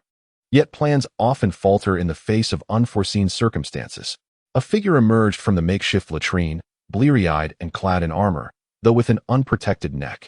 As the individual ambled toward the wooden toilet, halfway there, Sanzang swiftly elevated himself and, as the person yawned, struck with a needle aimed at the throat. This time, it appeared that the prior 6 punctures had dulled the needle's tip, as it barely penetrated the skin before halting, possibly due to the density of the stronger warrior's muscles. Though rendered speechless, the man still exerted force, the agony compelling him to kneel on the earthen ground, fortunately muffling any sound. In his struggle, the needle remained lodged, neither advancing nor retracting. Calmly, Sanzang conceived a solution, channeling water attribute chakra onto the needle, whereupon a delicate water needle coalesced at the tip. With a decisive thrust, the sharp water needle pierced into the brain, and with concentrated intent, Sanzang mentally commanded the water-formed needle to detonate like a miniature explosive, resulting in a muffled sound. Blood streamed from the man's orifices, yet the proximity to the latrine masked the scent of blood with a foul odor, dragging the lifeless body behind the latrine to avoid detection. Sanzang noted that the fire had not extinguished, merely diminished, still casting light on certain areas. He ensured the corpse remained shrouded from illumination. After dealing with this body, Sanzang found himself gasping for breath, having expended chakra and bearing the weight of an adult, armored corpse at merely 8 years of age. After several deep breaths, he entered the house from which the man had emerged, relieved to find the door ajar and no patrols present. It was a singular act of killing. To expedite the slaughter, he concentrated water attribute chakra directly onto the needle, delivering swift strikes, one after another. Astonishingly, the building housed 8 individuals in total, including the one behind the latrine. Thus, 14 lives have been extinguished, nearly half of the total. Each of the 5 houses harbors inhabitants, and indeed, someone has ventured forth, seemingly more alert than before. This individual is unarmored and has just finished a gruesome task, maintaining a considerable distance from the scene.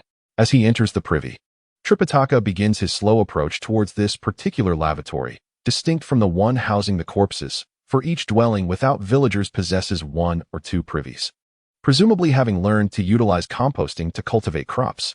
Approaching within 5 or 6 meters, the man opens the side door of the privy, indicating a small call of nature. Crucially, from this distance, he can observe Tripitaka, especially with the glow of firelight illuminating the surroundings. In the blink of an eye, a shuriken is deftly launched, piercing the man's throat, and he collapses into the privy. Fortunately, the sound is minimal, and the noxious odors of the privy can mask the scent of blood. Next, Tripitaka turns his attention to the man's dwelling, which he can enter without the need for forceful entry. Inside, he finds 8 individuals, one of whom is clad in armor, making a direct strike to the heart unfeasible. Wearing a heart-protective vest, this leaves Tripitaka with limited options. After dispatching 7, the loud snoring of the armored man fills the air. Observing him, Tripitaka suddenly recalls that some individuals can suffocate themselves through their own snoring, as the obstruction occurs in the throat, leaving them unaware of their impending demise. Thus, Tripitaka retrieves a narcotic herb from his sleeve, combining it with chakra to dissolve the drug into a droplet, which, under normal circumstances, would not be lethal but would induce a tingling sensation locally. However, when applied to a specific area, it can indeed prove fatal. The respiratory system is intricate. By anesthetizing the muscles of the throat, the man would inevitably suffocate himself. Instead of using a needle, Tripitaka forms a single drop of the narcotic and lets it fall into the man's gaping mouth. Perhaps due to the ninja's training, Tripitaka watches as the burly man slowly suffocates before his eyes, unable to resist. Perhaps in his final moments, he awakens to see a shadow before him, yearning to grasp it yet unable to, before losing all signs of life. Perhaps this could be considered an act of mercy. With 2 houses remaining, and regrettably, no further individuals emerging, Tripitaka resorts to prying open a window. Although this bears the risk of detection, the danger diminishes with each life taken. The 4th house, devoid of armored occupants, contains 6 individuals, who are swiftly and silently relieved of their lives by the remarkably swift Tripitaka. The 5th house, unlike the others, appears to belong to the village chief, being particularly large with numerous partitions, and now housing 2 fleeing soldiers per room. Tripitaka is aware that an armored individual is likely present here as well, suggesting a measure of caution and skill is required for window entry. With the ability to sense the occupants' positions, Tripitaka selects the least conspicuous window to pry open. As he pried open the window, 2 unarmored young deserters emerged, their ages seemingly not far from adolescence, perhaps around 16 or 17. Their survival as fugitives was driven by the instinct to live. Yet the harsh laws of this world remained unyielding, where the weak are devoured by the strong. Regrettable, indeed. Contemplating this, Sanzang produced a silver-plated iron needle, the second largest among his tools. He swiftly administered one to each of them, and after a brief moment, the life signs of the 2 altered under the perception of water attributes. If the living were bathed in a pale blue hue, the deceased transformed into a deep green. Gently pushing open the door, he began to attend to the next individual. At last, he found himself before an armored deserter, though the man snored and lay flat. His mouth was not agape, and the anesthetic was evidently insufficient, having been entirely expended on the previous snorer. The armor and helmet posed a challenge. Directly piercing his throat or brain with the needle could prove difficult, yet one must attempt the impossible. To ascertain whether the man was feigning sleep, Sanzang closed his eyes and initiated a probe. Both the conscious and the slumbering bore a faint blue essence. But the velocity of blood flow revealed a stark contrast. The awake exhibited a significantly swifter circulation. This man, however, was indeed asleep. Suddenly, the blood flow quickened, prompting a soft grunt from the man, as if he were caught in the throes of a nightmare. He rolled over, exposing the nape of his neck, revealing a substantial gash, as if struck by a hammer or axe, at the back of his helmet. Seizing the fleeting opportunity, Sanzang plunged the needle into the man's neck and brain. The man emitted a muffled gasp, and Sanzang began to twist the iron needle. Pulling it free with a flourish, blood and brain matter spilling forth in a crimson and white cascade. The color transformation followed, albeit slowly. At that moment, the system chimed. Ding! Task reward partially completed. Sanzang exhaled in relief, sinking onto the ground.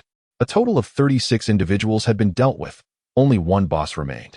While resting, he paused to scan the surroundings. Being over 20 meters from the military tent, he could not detect any presence. In the enveloping darkness, apart from his own breath, the faint chirping of insects resonated. After an indeterminate number of breaths, Sanzang felt a semblance of calm returning. He activated his perception. The vicinity was devoid of life, suggesting the giant within remained undisturbed. Carefully, he withdrew the window latch, creating a narrow opening. Outside, the campfire flickered. Perhaps due to excess drink and food, the military tent still appeared rumpled, indicating the giant was deeply ensconced in slumber. With utmost caution, he leapt through the window and stealthily approached the military tent. The main entrance faced the campfire, making a frontal approach perilous. Therefore, he resolved to navigate from the rear. By once again concentrating his perception, he noted that the giant lay facing the tent's opening. Fortunately, the tent flap was closed, sparing Sanzang from being detected in his stealthy advance. Stealthily sneaking behind the military tent, I discovered that the fabric was remarkably resilient, proving difficult to cut even with the seized iron blade. Just as I attempted to slice through the canvas, a sudden, sharp sound echoed as the fabric parted. Yet the noise was alarmingly loud. Instantly, I sensed the giant rising, delivering a formidable punch in my direction. Having already secured my additional reward, I swiftly leaped backward, evading the tremendous blow. Who goes there? An ambush. To arms, brothers, prepare for battle. The giant bellowed. After dodging the attack, I concealed myself in the shadows. No need to shout. It's just you left, you foolish giant, I retorted. Upon hearing my voice, the giant exclaimed, by the sound, it must be a mere child. Humph. If you alone could slay so many of my brothers, you must indeed be a formidable being. With that, he gathered some flammable materials from the surrounding wheat fields and woodpile, tossing them into the fire. The flames surged skyward, significantly expanding the illuminated area, yet I remained unseen. I was perched in a tree, mindful that a direct confrontation held little promise. Towering and robust, clad in armor, albeit damaged, that concealed vital points. I recognized that with him now alert and the fire illuminating the surroundings, an assault would be perilous. As I pondered how to confront this giant, He unexpectedly spoke first. The centurion Feng Fan has yet to return. It seems he has encountered you as well. It appeared he sought to extract information. I decided to play along and elicit his words. Indeed, 12 men, none spared. However, that one was a centurion, quite skilled. Yet still far beneath my prowess, I replied. A flaming branch was hurled my way, but it struck the tree beside me. My speed was commendable, and under the cover of night, I shifted positions whenever I sensed an opening from the giant. If you truly possess such skill, why not emerge and slay me? He challenged. Finding a suitable spot, I concentrated my chakra, masking my voice with vapor to obscure my exact position, merely revealing my general direction. What rank do you hold? Centurion, or is it something greater? I inquired. I am indeed a centurion, yet my martial prowess has reached the 8th tier. As long as you are not of the 8th tier, you stand no chance against me, the giant asserted. 8th tier? It seemed there were distinctions within martial arts. I must confess my ignorance on this matter. I have lived a carefree life, but with my master now departed, I have ventured forth. Might you enlighten me on how these ranks are categorized? The giant, realizing the ambiguity of my voice, grew flustered, uncertain of my method. A clever tactic. Clearly, this is no ordinary approach. Very well, I shall enlighten you. In practicing external martial arts, one progresses from the triangular cat to the 1st tier. Each tier brings enhancements.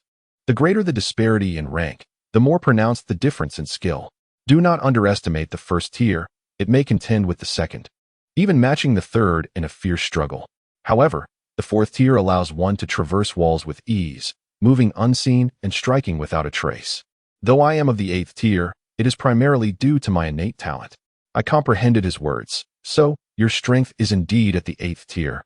Yet your martial arts do not reside there. I had overestimated you. The giant, with a tone of indignation, declared, if you possess the courage, then reveal your name. I am Lu Zhuang, a 1,000-man commander of the Northern Qi. The monk replied, very well, allow me to enlighten you. I too intend to establish a school, though I have yet to finalize a name. For now, I am known as Sanzang. Lu Zhuang burst into laughter, exclaiming, ha ha ha, establishing a school? Do you realize that I am merely an 8th tier martial artist? Those who form schools are of the 9th tier, capable of shattering stones with their energy. Indeed, they are extraordinary beings. Without them, our nation would dare not confront others. It is their protection and support that enables nations to engage in war. Ha ha ha. If you possess the ability to establish a school, you would have no reason to fear me. Sanzang, having gleaned some information, inquired, what is the highest level of external cultivation? He sought to navigate the conversation carefully and replied, the highest is the 9th tier. I am currently at the lower end of the 8th tier. Beyond that lies the realm of the external martial master. Without internal cultivation, one can only reach the status of external martial master, though with fortune, one may be recognized by a sect and ascend beyond the realm of nations. Sanzang pondered this and remarked, I am but 8 years old this year. In 2 years, I may indeed establish a school. Yet, it is not fear that drives my actions, but rather the necessity of remaining unseen. Those who lay eyes upon me shall meet their demise. Lu Zhuang, adding more fuel to the fire, remarked, ah, so you are of the dark sect. Upon hearing this, Sanzang's interest was piqued, and he probed further. I am unfamiliar with this dark sect. Having just descended the mountain, I know not but my own abilities. Lu Zhuang laughed heartily, ha ha ha. Fortune and fate. You, just out of the mountain, would do well to spare my life, that I may proclaim your existence to the world. Sanzang replied, no, no, no. Fame breeds danger. I wish to dwell in darkness, for it is my ally. Lu Zhuang, perplexed by this notion, questioned how darkness could be a friend. Sanzang continued, could you enlighten me about this dark sect? Lu Zhuang responded, then let us part ways. I shall share what I know. Sanzang contemplated. Feeling he had extracted sufficient information, yet he still pondered ways to eliminate this man. The 8th tier giant may not truly possess such prowess. How should he assess his own capabilities? Initially, he was akin to the lowest rank of a ninja school, unable to wield throwing needles. He could manage stones, shurikens, and kunai, perhaps even a bow.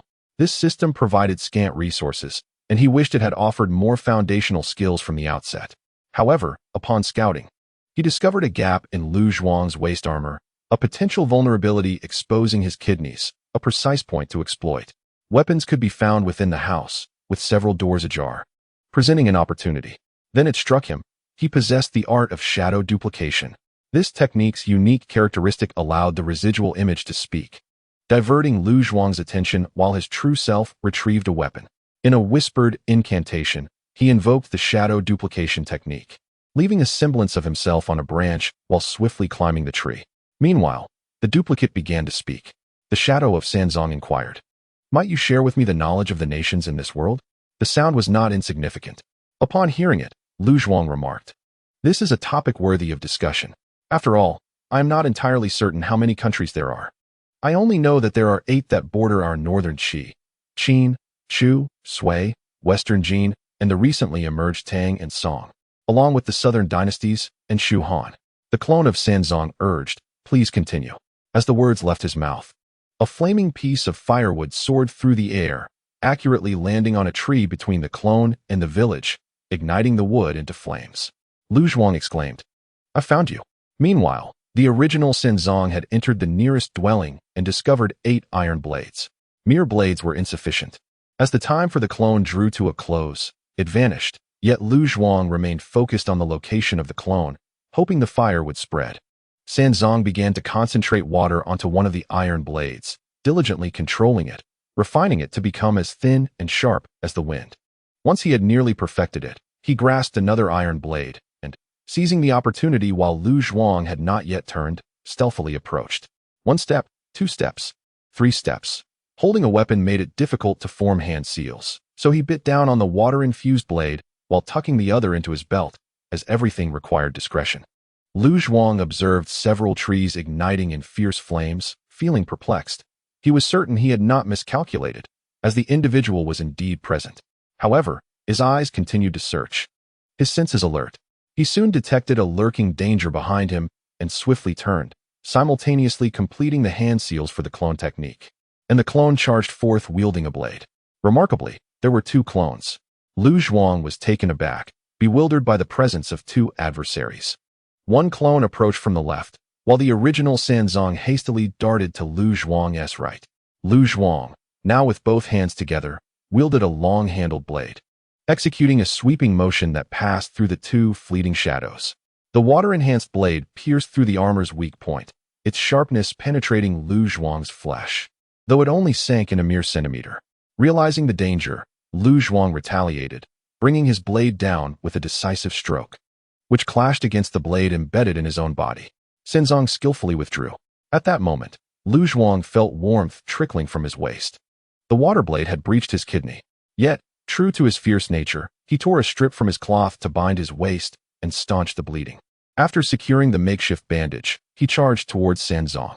In contrast, Sanzang closed his eyes. Attuning himself to the water that had entered Lu Zhuang's body, water formed from his own chakra, and shouted, "Break." Had Lu Zhuang not bandaged himself, he might have fared better. Now, with the binding in place, the chakra water erupted, threatening to rupture his intestines, which contained digestive fluids, food remnants, and waste. The sudden excruciating pain forced Lu Zhuang to his knees, blood gushing from his right side, and he began to retch violently, expelling matter from his mouth. Once again, victory lay in speed. It seemed agility was paramount for a ninja. Had Lu Zhuang not possessed a larger physique, which impeded his swiftness, the outcome might have been entirely different. However, Lu Zhuang rose once more, wielding a long knife as if to engage in a desperate struggle with Sanzang. Yet, Sanzang seamlessly entered the fiery glow that illuminated Lu Zhuang's shadow, plunging into darkness. In that moment, Lu Zhuang comprehended why darkness was deemed a friend. In the blink of an eye, Sanzang vanished into the shadows. How could one combat such an elusive foe? Lu Zhuang began to exert control over his muscles, striving to staunch the flow of blood. While he could halt the external bleeding, the internal injuries were grievous, and death was merely a matter of time. Now, Lu Zhuang blindly swung his long knife, hoping to catch a glimpse of Sanzang amidst the darkness. Yet, true to his 8th-tier prowess, the blade whistled through the air, and the immense force sent the embers of the fire crackling. The tremendous strength struck the stones used for fortification, causing them to shatter and scatter. However, in a moment of distraction, Sanzang had concealed himself behind a grand tree and was continually shifting his hiding place. With a splatter, blood gushed forth. The damage within his intestines was beyond control, and a ruptured kidney continued to bleed internally. how fragile the human body is. Sanzang selected a sturdy tree fork suitable for resting and deftly leapt up to the bough, reclining upon the massive branch to take a respite, for he was quite fatigued. Just as he began to doze off, a system notification chimed. Ding. Eliminate all mountain bandits. Mission complete. Reward, 12,000 experience points. Additional experience of 15,000 for stealthily assassinating bandits, excluding the boss. A complete set of ninja nightwalker attire and 5 steel shurikens. Sanzang rose and leapt to another branch, gazing at Lu Zhuang, who stood motionless by the fire, clearly prepared to meet his end standing. Perhaps once a man of valor in ancient Earth, but in this world, he could only be a cannibalistic demon. Sanzang shook his head and returned to his previous perch, settling down to sleep once more. Uncertain of how long he had slumbered, he was abruptly awakened by a mournful wailing. Rubbing his eyes, he discovered that dawn had broken. He was unaware of when he had fallen asleep, but the exhaustion from the previous night had granted him a deep slumber. Even though he rested on a tree branch, his agility ensured he would not fall. Stretching languidly, Sanzang began to observe the scene below, noting that the village's women, children, and elderly were weeping before 3 shattered skeletons. Though a few able-bodied men were present, they appeared to be mere farmers with no combat skills. Currently, those men were retrieving the corpses from their homes. Wishing not to disturb them, Sanzang traversed the upper branches of the trees to retrieve the medicinal basket. Upon reaching the basket, he discovered an additional set of clothing, including a hood. He donned it to find it perfectly fitting, complete with a forehead protector that concealed his features.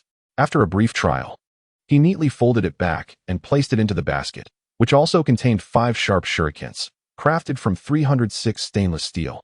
Though not military grade, they surpassed iron in quality, adorned with a sleek black finish. Sanzang inquired, "System, how can the shurikens be sold?"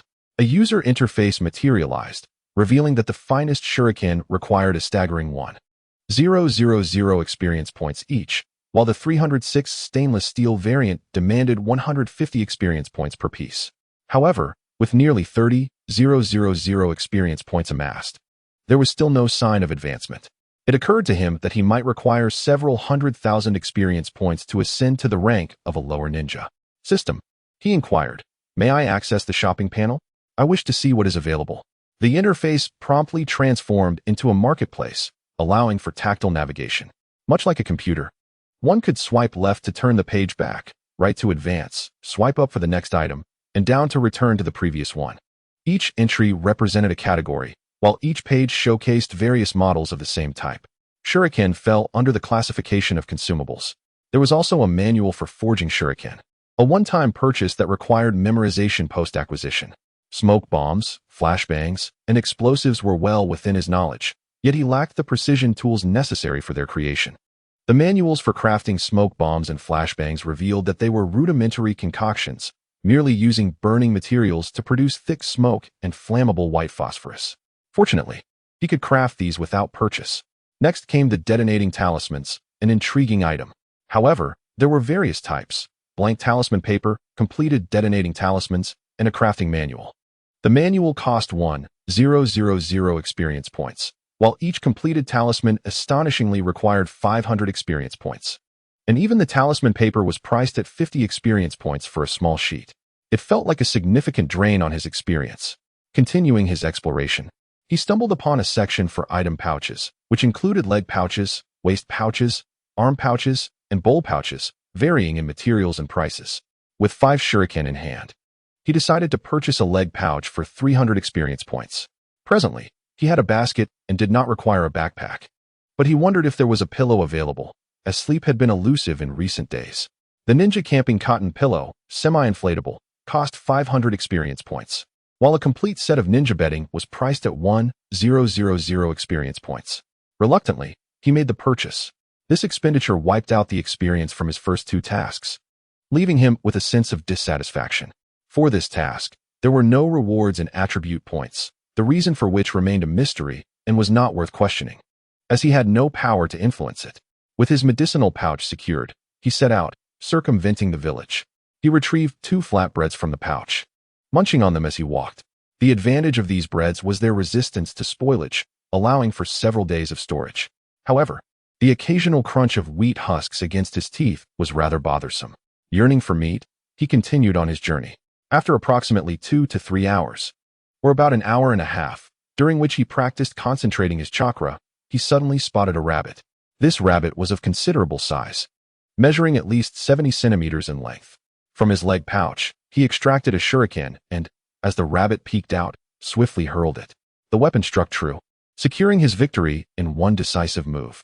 Upon retrieving the rabbit, he noticed its remarkably effective camouflage fur, suggesting that in such a world, survival would be arduous without robust self-defense mechanisms. Its fur bore shades of green and black, reminiscent of a tiger's stripes. He gathered branches and flint to ignite a fire and began roasting the rabbit meat, accepting the lack of seasoning as he proceeded.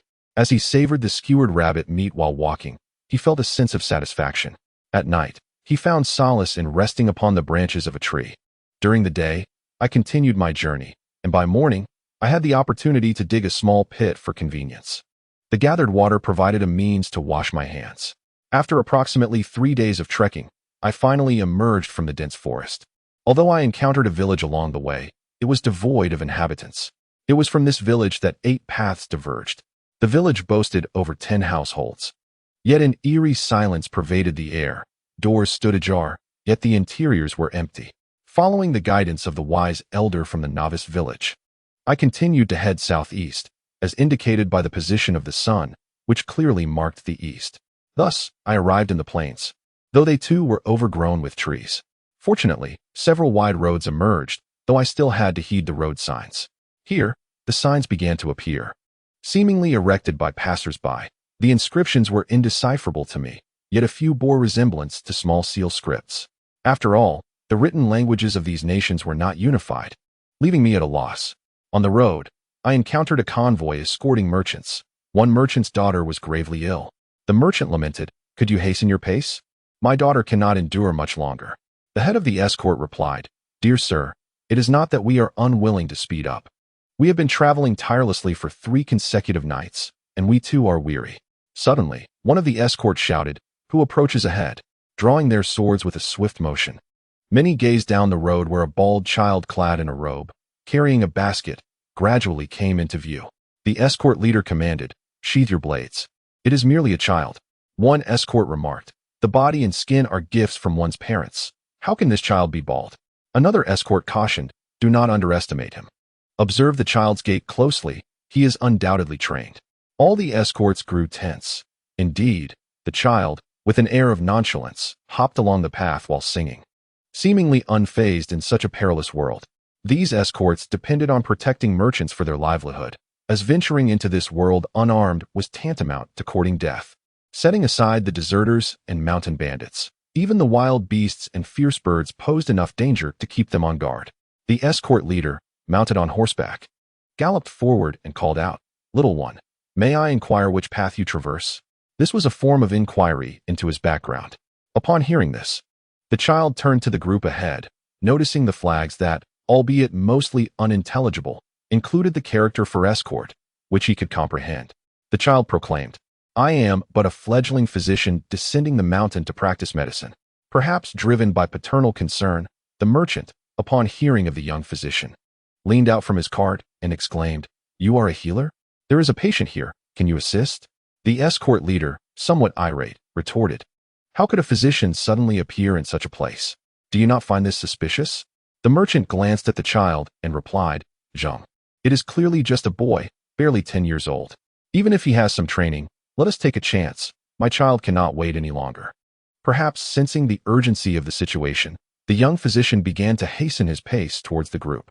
However, in his eagerness, he did not notice the rapidity of his movements, startling the escorts as he covered the distance of approximately 100 meters in mere moments. Drawing near to the caravan in the blink of an eye, the merchant was taken aback, swallowing hard. Tripitaka inquired, "Where's the patient?"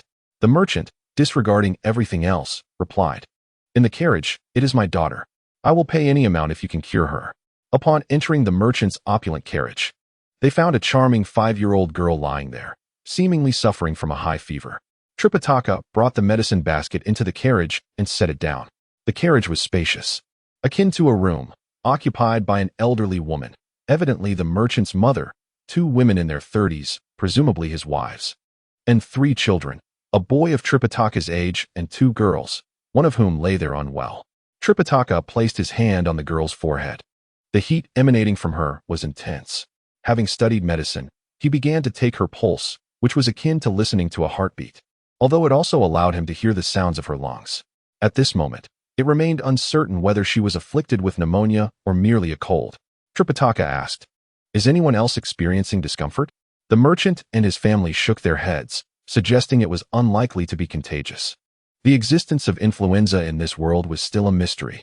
Despite having acquired extensive knowledge from the internet, he felt it prudent to first reduce the fever. Tripitaka removed antipyretic herbs from the medicine basket, gathering his chakra to extract the fever-reducing components. He could not yet articulate why these components would alleviate fever. He merely sensed through his water perception that the substance was a deep blue color, associated with fever reduction. He administered the antipyretic tincture to the girl's mouth and then asked, "Do you have any alcohol?" The merchant shook his head, but the head guard outside replied, "I have some." He then handed over a skin flask containing liquor. Tripitaka opened it and sniffed. The alcohol content was too low, yet it would suffice. He addressed the 2 women, saying, "Ladies, please remove the girl's shoes and socks and use this alcohol to rub her soles." The 2 women complied, commencing to remove the girl's footwear and applying the alcohol to her soles. This method was reminiscent of a treatment used by Sun Yi's father in his previous life, proving effective primarily for fever reduction. This approach might either be antibacterial or enhance immunity. Before long, the girl's fever subsided, and she slowly opened her eyes. The merchant was elated and just about to express his gratitude when Tripitaka interjected, "The fever has merely abated. The illness is not yet resolved. So we must not be complacent." He leaned closer to the girl and asked, "Little sister, have you eaten anything unfamiliar or distasteful recently?" The little girl shook her head. Tripitaka inquired further, "Is there anywhere on your body that still feels particularly uncomfortable?" The girl slowly responded, "My right leg." Tripitaka turned to the merchant and gestured towards the girl's trousers. At that moment, the older of the 2 women removed the girl's trousers, ensuring Tripitaka did not look. As the woman examined the leg, she remarked, "Young priest, my child's leg seems fine." Tripitaka turned back to the girl's leg, silently repeating, "The heart of a healer is that of a parent." As he spoke, he began to apply pressure and manipulate the girl's legs. Although propriety dictated that men and women should not engage in such intimacy, the merchant's desperation outweighed such conventions. The life of his daughter was paramount. Indeed, Sanzang identified the issue. He called out to the guard outside, "Fetch me a light." Soon, the sounds of flint striking echoed, followed by the crackling of a torch.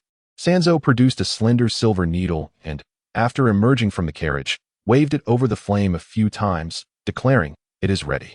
He then located a spot on the girl's calf that appeared swollen, resembling a blood vessel, and, after carefully positioning himself, he inserted the needle at an angle. Remarkably, the girl did not cry out. Sanzang proceeded to extract the parasites within using the silver needle. Had he not seen a documentary on African parasites, he might have mistaken them for mere blood vessels. After removing the parasites, he stopped the bleeding and bandaged the area with anti-inflammatory herbs, instructing, "Here are some herbs.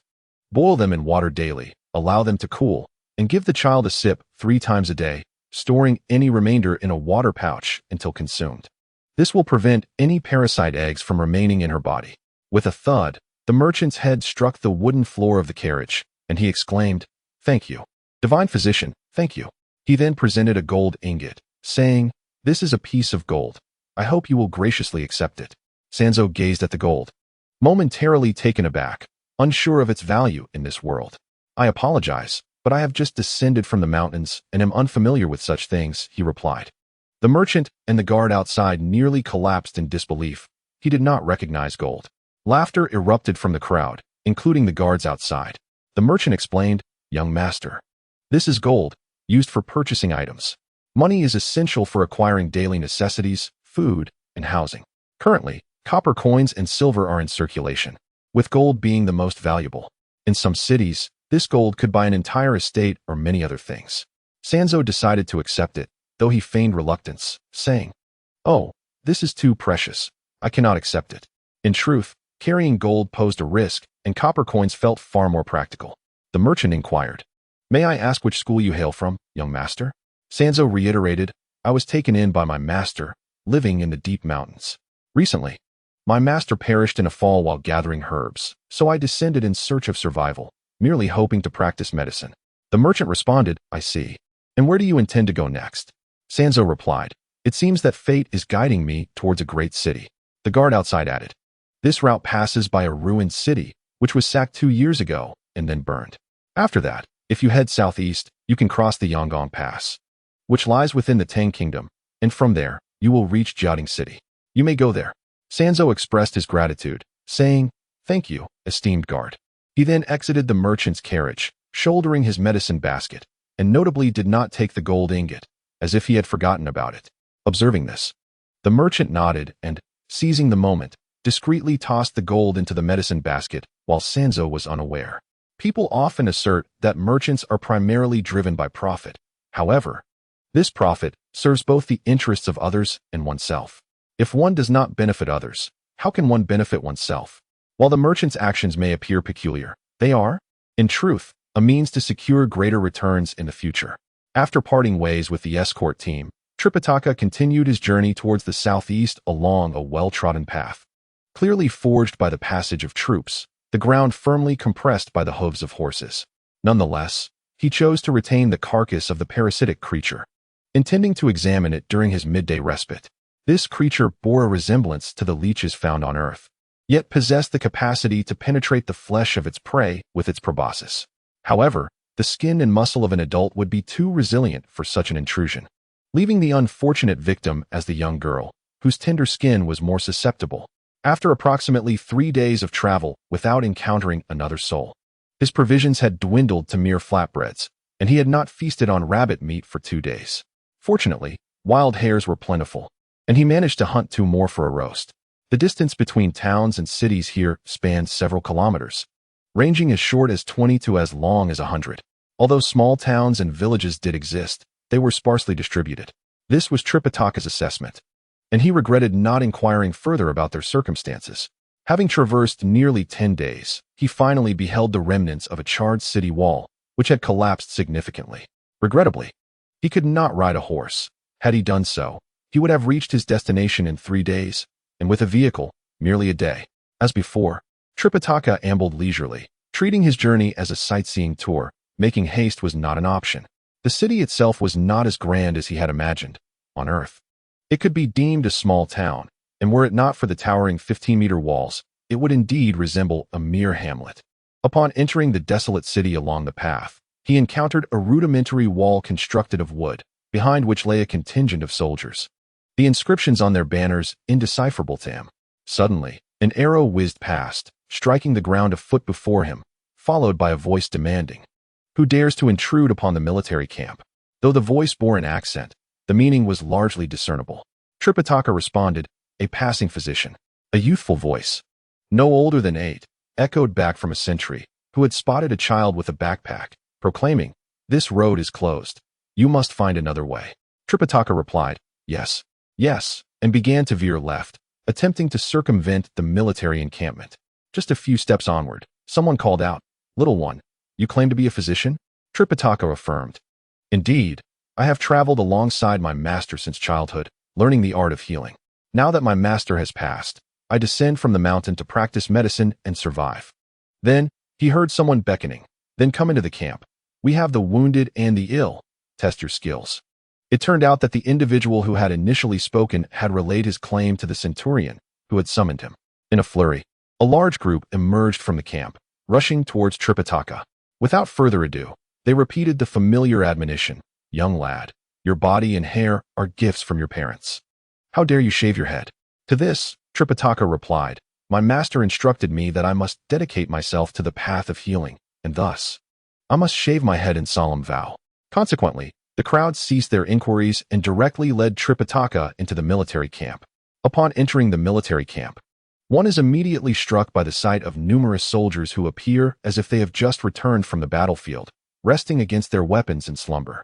Some bear visible bruises, yet continue to patrol or take respite. Under the guidance of these individuals, I was led to the infirmary, where the acrid scent of blood assailed my senses. At that moment, physicians were seen performing amputations on soldiers, who emitted cries akin to that of slaughtered pigs. Blood pooled on the ground, and one could truly describe the scene as a river of blood, a stark reminder of the battlefield. Initially, I believed this was to be my place of employment, yet the soldier gripping my arm did not relent. Instead, he urged me further inside. The infirmary was expansive, comprised of numerous connected tents. After traversing nearly 100 meters, I beheld a large wooden bed where a robust, muscular man with piercing tiger-like eyes sat. Arrows protruding from his arms, 2 on the left and 1 on the right. While the arrowheads had embedded themselves in his flesh, they were not deeply lodged, with their fletchings still visible. Surrounding him were 3 physicians, bent in posture, easily identifiable by their white garb reminiscent of those seen in period dramas. Curiously, 3 armed soldiers stood behind these physicians, an odd sight indeed. The soldier who had grasped me released his hold and addressed the man in command. "General, this young lad claims to be a healer." Despite the arrows embedded in his arms, the general appeared not to be bleeding excessively, though beads of sweat adorned his brow. He inquired, "Young one, if you profess to be a healer, can you extract these 3 arrows without resorting to amputation?" Before I could respond, a gray-bearded physician interjected, "General, it is impossible. To save his life, amputation is the only solution. Without it, the arrow wounds will prove fatal." The general, filled with indignation, retorted, "If I were to lose my arms, I would be no better than dead, unable to defend my homeland. How could I serve as a general?" A figure, seemingly the vice-general, chimed in, "General, even without your arms, you could still command. Your life is of utmost importance." Suddenly, the general turned his attention away from the others and fixated on me, his gaze unwavering. I surveyed the physicians, the vice-general, and the soldiers with an unflinching demeanor. It is indeed rare for a child to remain unafraid in such a grim setting, where many would falter or faint. The general, still scrutinizing me, demanded, "I am inquiring of you." Undisturbed, I met his gaze and, with hands clasped together, performed a respectful bow, uttering, "Umitba, esteemed one. You inquire whether it is possible to extract the arrows without amputation and to heal the wounds. Is that correct? Such a task is certainly feasible."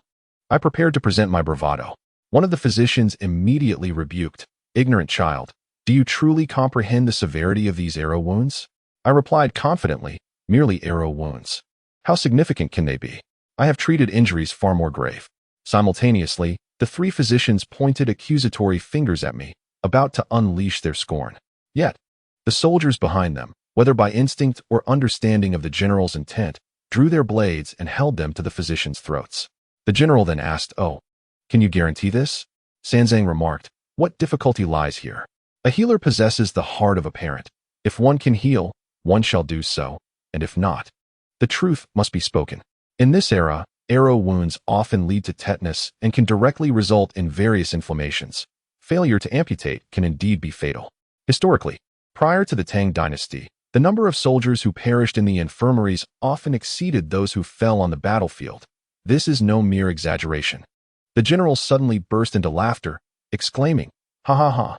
As long as you can preserve this general's arms, I shall grant you anything you desire." Sanzang replied calmly, "First, I require certain supplies. Without them, even the most skilled cannot perform miracles without the necessary ingredients. No matter my expertise, I am powerless without medicine and tools." The general inquired, "Speak, what do you need?" Sanzang responded, "Is there a blacksmith in the camp? Is there any wine? And also, needles and thread for stitching." The deputy commander asked, "What do you need these for?" Sanzang merely glanced at the general, who instructed the deputy, follow his wishes. Left with no choice, the deputy gestured for Sanzang to accompany him. They soon arrived at the blacksmith, who fashioned tweezers, hooks, and other surgical instruments. They gathered all available wine and instructed the soldiers to distill it, thus creating alcohol. Finally, they procured needles and thread. Indeed, the camp possessed a wealth of resources. A large fire was kindled beneath a cauldron to heat the wine, specific ingredients added for distillation, while soldiers were cautioned to watch the bowls carefully. The soldiers and doctors were perplexed by the young lad's intentions, yet the general had issued a command to obey him. Military orders are absolute, and they complied. Sanzang began to meticulously sort his herbs, pairing those that possessed anti-inflammatory and analgesic properties, along with coagulants, antipyretics, and vitamins, ensuring they were clean and prepared. He extracted the juice from the anti-inflammatory and hemostatic herbs, channeling his chakra to concentrate the medicinal essence. A notification rang out. Ding. Congratulations, host. Chakra proficiency increased.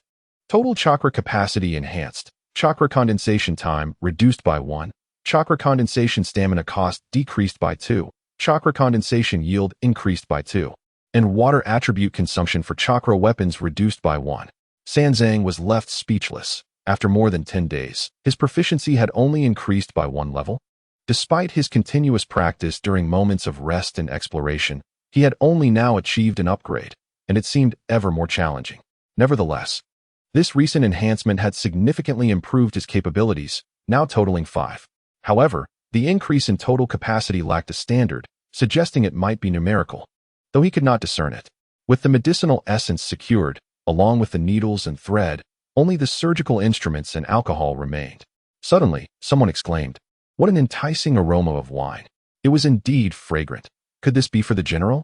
Distillation was not complex, yet the alcohol evaporated easily, resulting in a potent scent. Sanzang instructed the deputy commander, "You must cover that lid, otherwise the alcohol will evaporate and it will all be lost." Upon listening to the deputy general, he hastily approached, while Sanzang observed the blacksmiths diligently forging tools. In no time, the implements were crafted, as they were mere trifles that could be fashioned from scraps of iron. Next came the wait for alcohol, requiring at least half a bowl. Yet, this half bowl consumed more than half an hour. Finally, Sanzang deemed it time to commence the procedure. Naturally, the first step was to disinfect the instruments, before he brought the small tool to the general. The general, now visibly drenched in sweat, was clearly in great pain. Upon entering and examining the wound, Sanzang recognized the general's exceptional martial prowess. He had employed a certain technique to clamp the arrowhead with his muscles, staunching the flow of blood, albeit at the cost of considerable agony. Hence the copious sweat, truly a practitioner of high caliber. Sanzang inquired, "General, your martial skills are remarkable. What rank do you hold?" The general, suddenly amused, replied, "Ha ha ha, you little rascal, I am but an upper 8th rank." Sanzang proceeded with the surgery on the left arm, for there was but one arrow lodged there. He remarked, "General, you may now relax the tension in your left arm. Is your rank truly upper 8th or merely a false claim?" The general retorted urgently, "I assure you, I am indeed upper 8th, not some pretender." Utilizing an expander, Sanzang widened the wound, extracted the arrowhead, and began to cleanse the area with alcohol. Subsequently using tweezers to search for any necrotic tissue or remaining fragments of iron. Finding none, he then applied an anti-inflammatory analgesic before commencing the suturing. The general, witnessing the young lad deftly stitching his wound, noted that the thread had been cleansed with the potent liquor.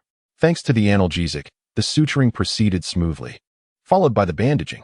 Next, he turned his attention to the right arm. Sanzang inwardly cursed the system, lamenting the absence of tasks at this crucial moment. Suddenly, a voice interrupted, "Young one, why do you have gold in your medicine basket?"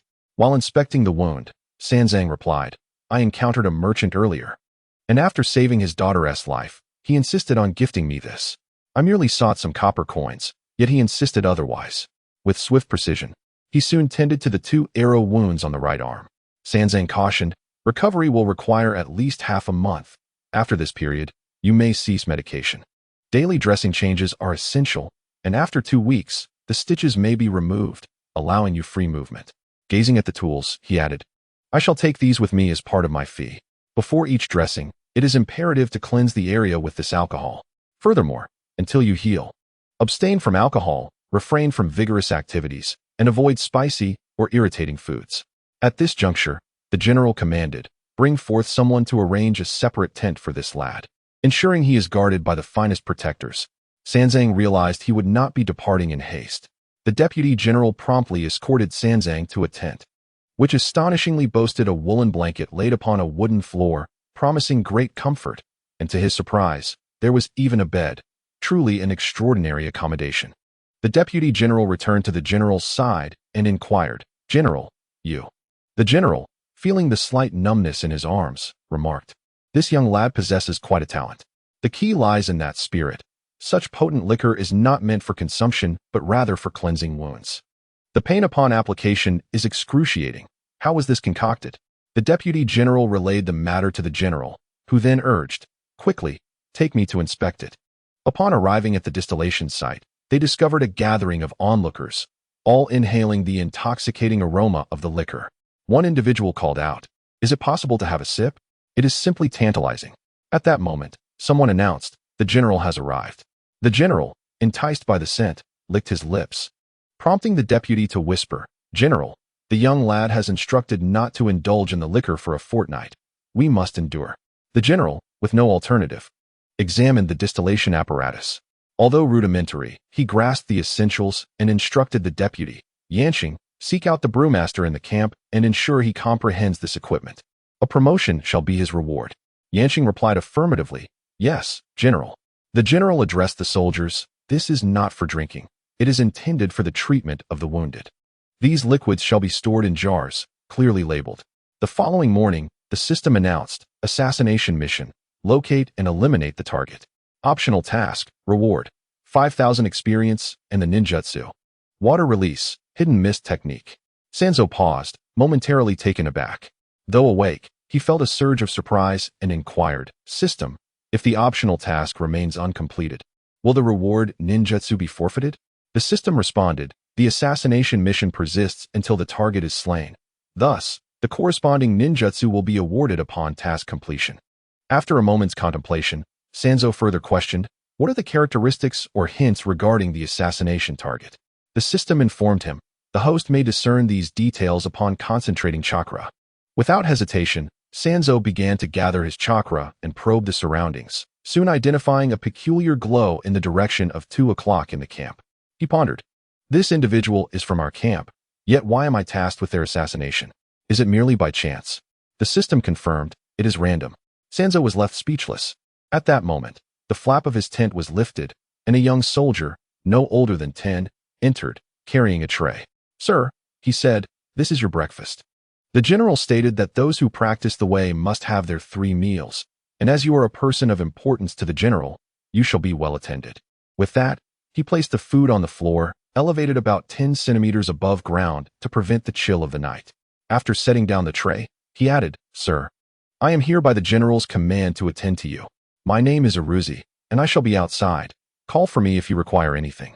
Sanzo glanced at the meal, discovering rice accompanied by vegetable soup and what appeared to be mutton, indeed a balanced and nutritious offering. Unfortunately, upon tasting it, he realized it was merely boiled, lacking salt and spices, with even fragments of shell detectable in the rice. Nevertheless, sustenance was sustenance. After finishing his meal, he resumed his chakra training. Around 8:30 in the morning, the deputy arrived, stating, "Sir, the general requests your presence." As Sanzo rose, he donned his shoes and accompanied the vice commander. At that moment, the vice commander noticed the distinctiveness of Sanzo's footwear and, upon glancing at his own battle boots, furrowed his brow. Nevertheless, Sanzo approached, and the vice commander could only lead him to seek the general.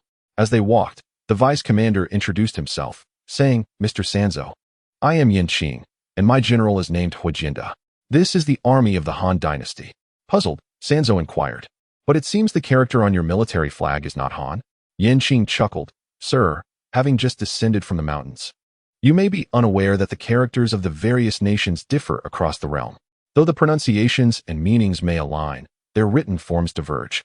Thus, great nations aspire to unify the world, leading to constant strife among sections."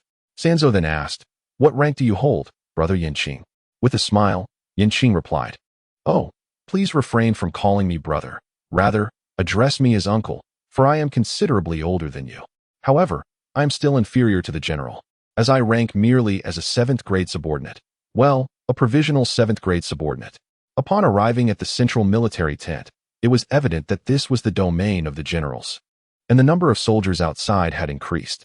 As they opened the tent flap, they beheld several individuals clad in general's attire, sergeant uniforms, and even a civil officer's garb within. The vice commander paused for a moment before hearing General Ho's voice call, "Please bring the gentleman inside." The distinguished figures within the tent were met with mixed emotions upon seeing a bald, young boy dressed in Taoist robes enter. After all, the boy was rather handsome, although Sanzo had no notion of his appearance, as none had described it to him. General Huo inquired, "Shouldn't the gentleman change the medicine?" Sanzo responded, The medicine administered to the general yesterday was given in the afternoon. Today, I must wait until the afternoon to provide a change. A night's sleep does not suffice to count as the following day. An awkward silence enveloped the tent. Sanzang discerned a curious fact: those skilled in martial arts, even when deprived of salt and lacking nutrition, could still possess robust physiques and well-defined muscles, akin to the gut flora associated with post-mortem matters, though many aspects of this world defy explanation. General Hua suggested. Then I would kindly ask the gentleman to explore the military camp for now and return in the afternoon to change the medicine. At that moment, several individuals stepped forward, seemingly eager to speak, particularly the civil officer, but were promptly silenced by a gesture from General Hua. After leading Sanzang away, someone remarked, "General, is it appropriate to let this boy roam the military grounds?" General Hua replied, "I intend to take this boy under my wing. If he can truly heal my arms, it would signify that he could restore all the wounded soldiers in the Han army, sparing us from amputation. Just imagine how much combat strength that would preserve. Moreover, there is that alcohol, both potent and seemingly capable of healing wounds. Such methods surpass those of countless quacks." The civil officer interjected, "General, do you wish to test him?" General Hua nodded. While Sanzang wandered through the military camp, he concentrated his chakra and arrived at the kitchen, where meals were prepared for the soldiers. Surprisingly, the target for assassination was one of the chefs, a robust figure standing at least 195 centimeters tall, though somewhat portly, yet seemingly agile. As the young soldier known as Eru followed closely, Tripitaka inquired, "Brother Eru, are all the soldiers in this kitchen skilled fighters?" Eru replied, "Sir, anyone entering the army must be trained, at the very least possessing rudimentary skills. Otherwise, they cannot enlist." Tripitaka glanced at Eru and asked, "So, you have also undergone training?" Eru nodded and said, "I have trained since childhood under my father and master, and they now claim I have reached a first-class level." Thus, Eru was indeed more formidable than the elder in the novice village, though experience and instinct might render him a mere pretender to that rank. Tripitaka further inquired, "Who possesses the highest martial prowess in this kitchen?" Eru responded, "From what I gather in casual conversations, it seems that the head chef is the most skilled, having attained a fourth-class level." He referred to the target chef. Tripitaka began contemplating how to eliminate the target when a sudden thought struck him, prompting him to whisper in Eru's ear, "Is there anyone in the army skilled in the technique of flying needles?" Eru pondered for a moment and replied, "It seems that the army doctor Bien Yi may know it, though I cannot be certain." Tripitaka said, "Take me to meet him." Consequently, Eru led Tripitaka to the infirmary. Upon arrival, they learned that Bien Yi had been imprisoned and was awaiting the general's recovery to determine his fate, along with 2 other physicians. It turned out that Bien Yi was one of the 3 doctors tasked with amputating the general's arm. Tripitaka surmised that he had been deemed a quack by the general, destined for execution as a sacrifice. Growing anxious, Tripitaka realized he could not allow this to happen without intervention. He had to plead for their lives. Together with Eru, he sought out Yanqing and requested that Yanqing accompany him to the general, for lives were at stake and could not wait for a change of bandages. In the military camp, they found the officers engaged in a meeting, discussing strategies while dining. Suddenly, Yanqing reported, "General, Mr. Tripitaka requests an urgent audience." General Hua, intrigued, responded, "Let him in quickly." Upon entering the main tent, Tripitaka greeted, "I pay my respects to the general. I have come to beseech you to release the 3 physicians." The assembly fell silent, taken aback by his request. General Hua replied, "Sir, let us not rush. In half a month, should my injury heal, it will attest to your medical prowess, revealing that they are mere quacks responsible for the deaths and maiming of countless soldiers." Tripitaka empathized with the general's sorrow, yet argued, perhaps their lack of skill stems from the limited medical knowledge available to them. "I have observed that these physicians seem to employ outdated practices without seeking innovation." General Hua asserted, "Thus, my intent to execute them is to honor the fallen soldiers." Tripitaka, feeling helpless, suggested, "In these times, skilled healers are scarce. Allow me to teach them medicine, enabling them to save more soldiers. This could serve as a means of atonement." The general and those surrounding him turned their gaze toward the young Taoist, their expressions reflecting a mix of intrigue and disbelief.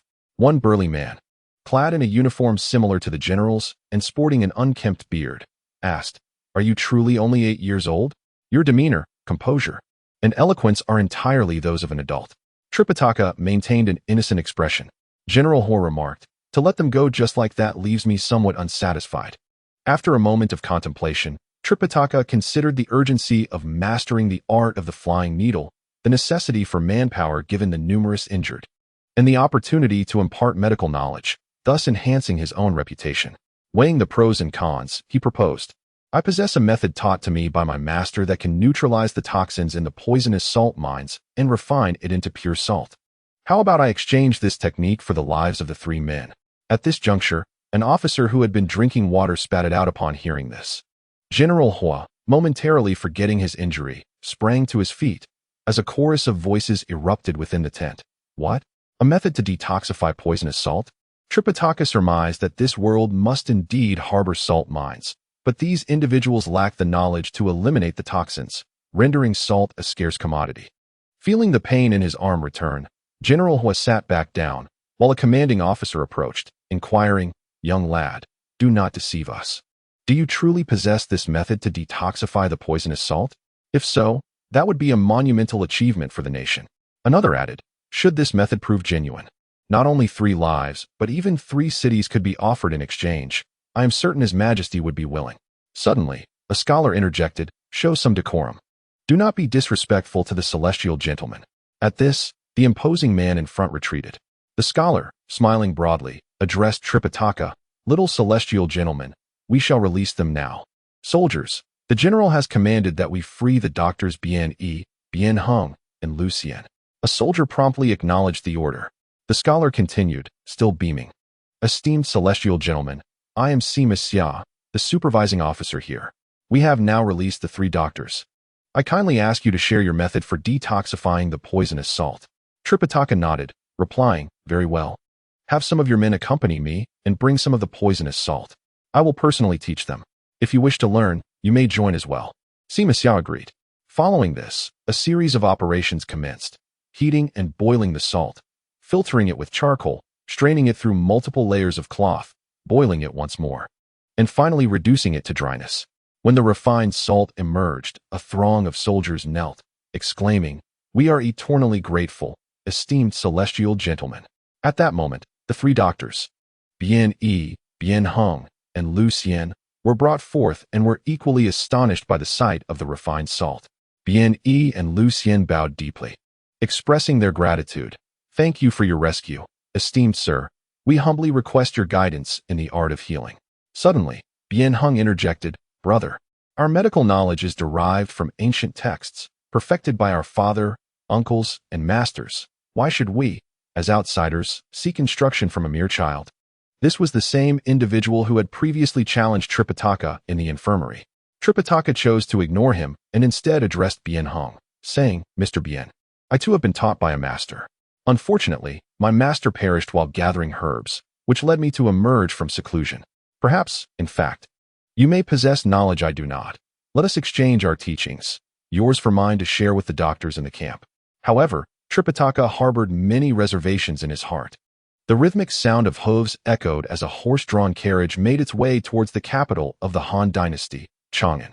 Within the grand hall of the Weiyang Palace, Emperor Wu of Han, Lu Che, sat upon his elevated throne. A messenger entered the chamber, kneeling on one knee, and exclaimed, Your Majesty, reports from the forward military camp indicate that our troops have been ambushed, though the losses are minimal. The local disturbances have since retreated, and we have encountered an extraordinary individual who has proposed a method for utilizing toxic salt mines, producing refined salt that is both delicate and non-toxic, alongside remarkable medical practices. Upon hearing this, Emperor Wu and his ministers were taken aback. The emperor rose from his dragon throne, exclaiming with mirth, Perhaps the high yield of agriculture in this world has led to continuous warfare, yet the issue lies in usability, particularly in husking. In recent days, while the food consumed by the monk has been salted, it lacks spices, and the rice remains unhulled, with the flour also containing fragments of husk, affecting the taste.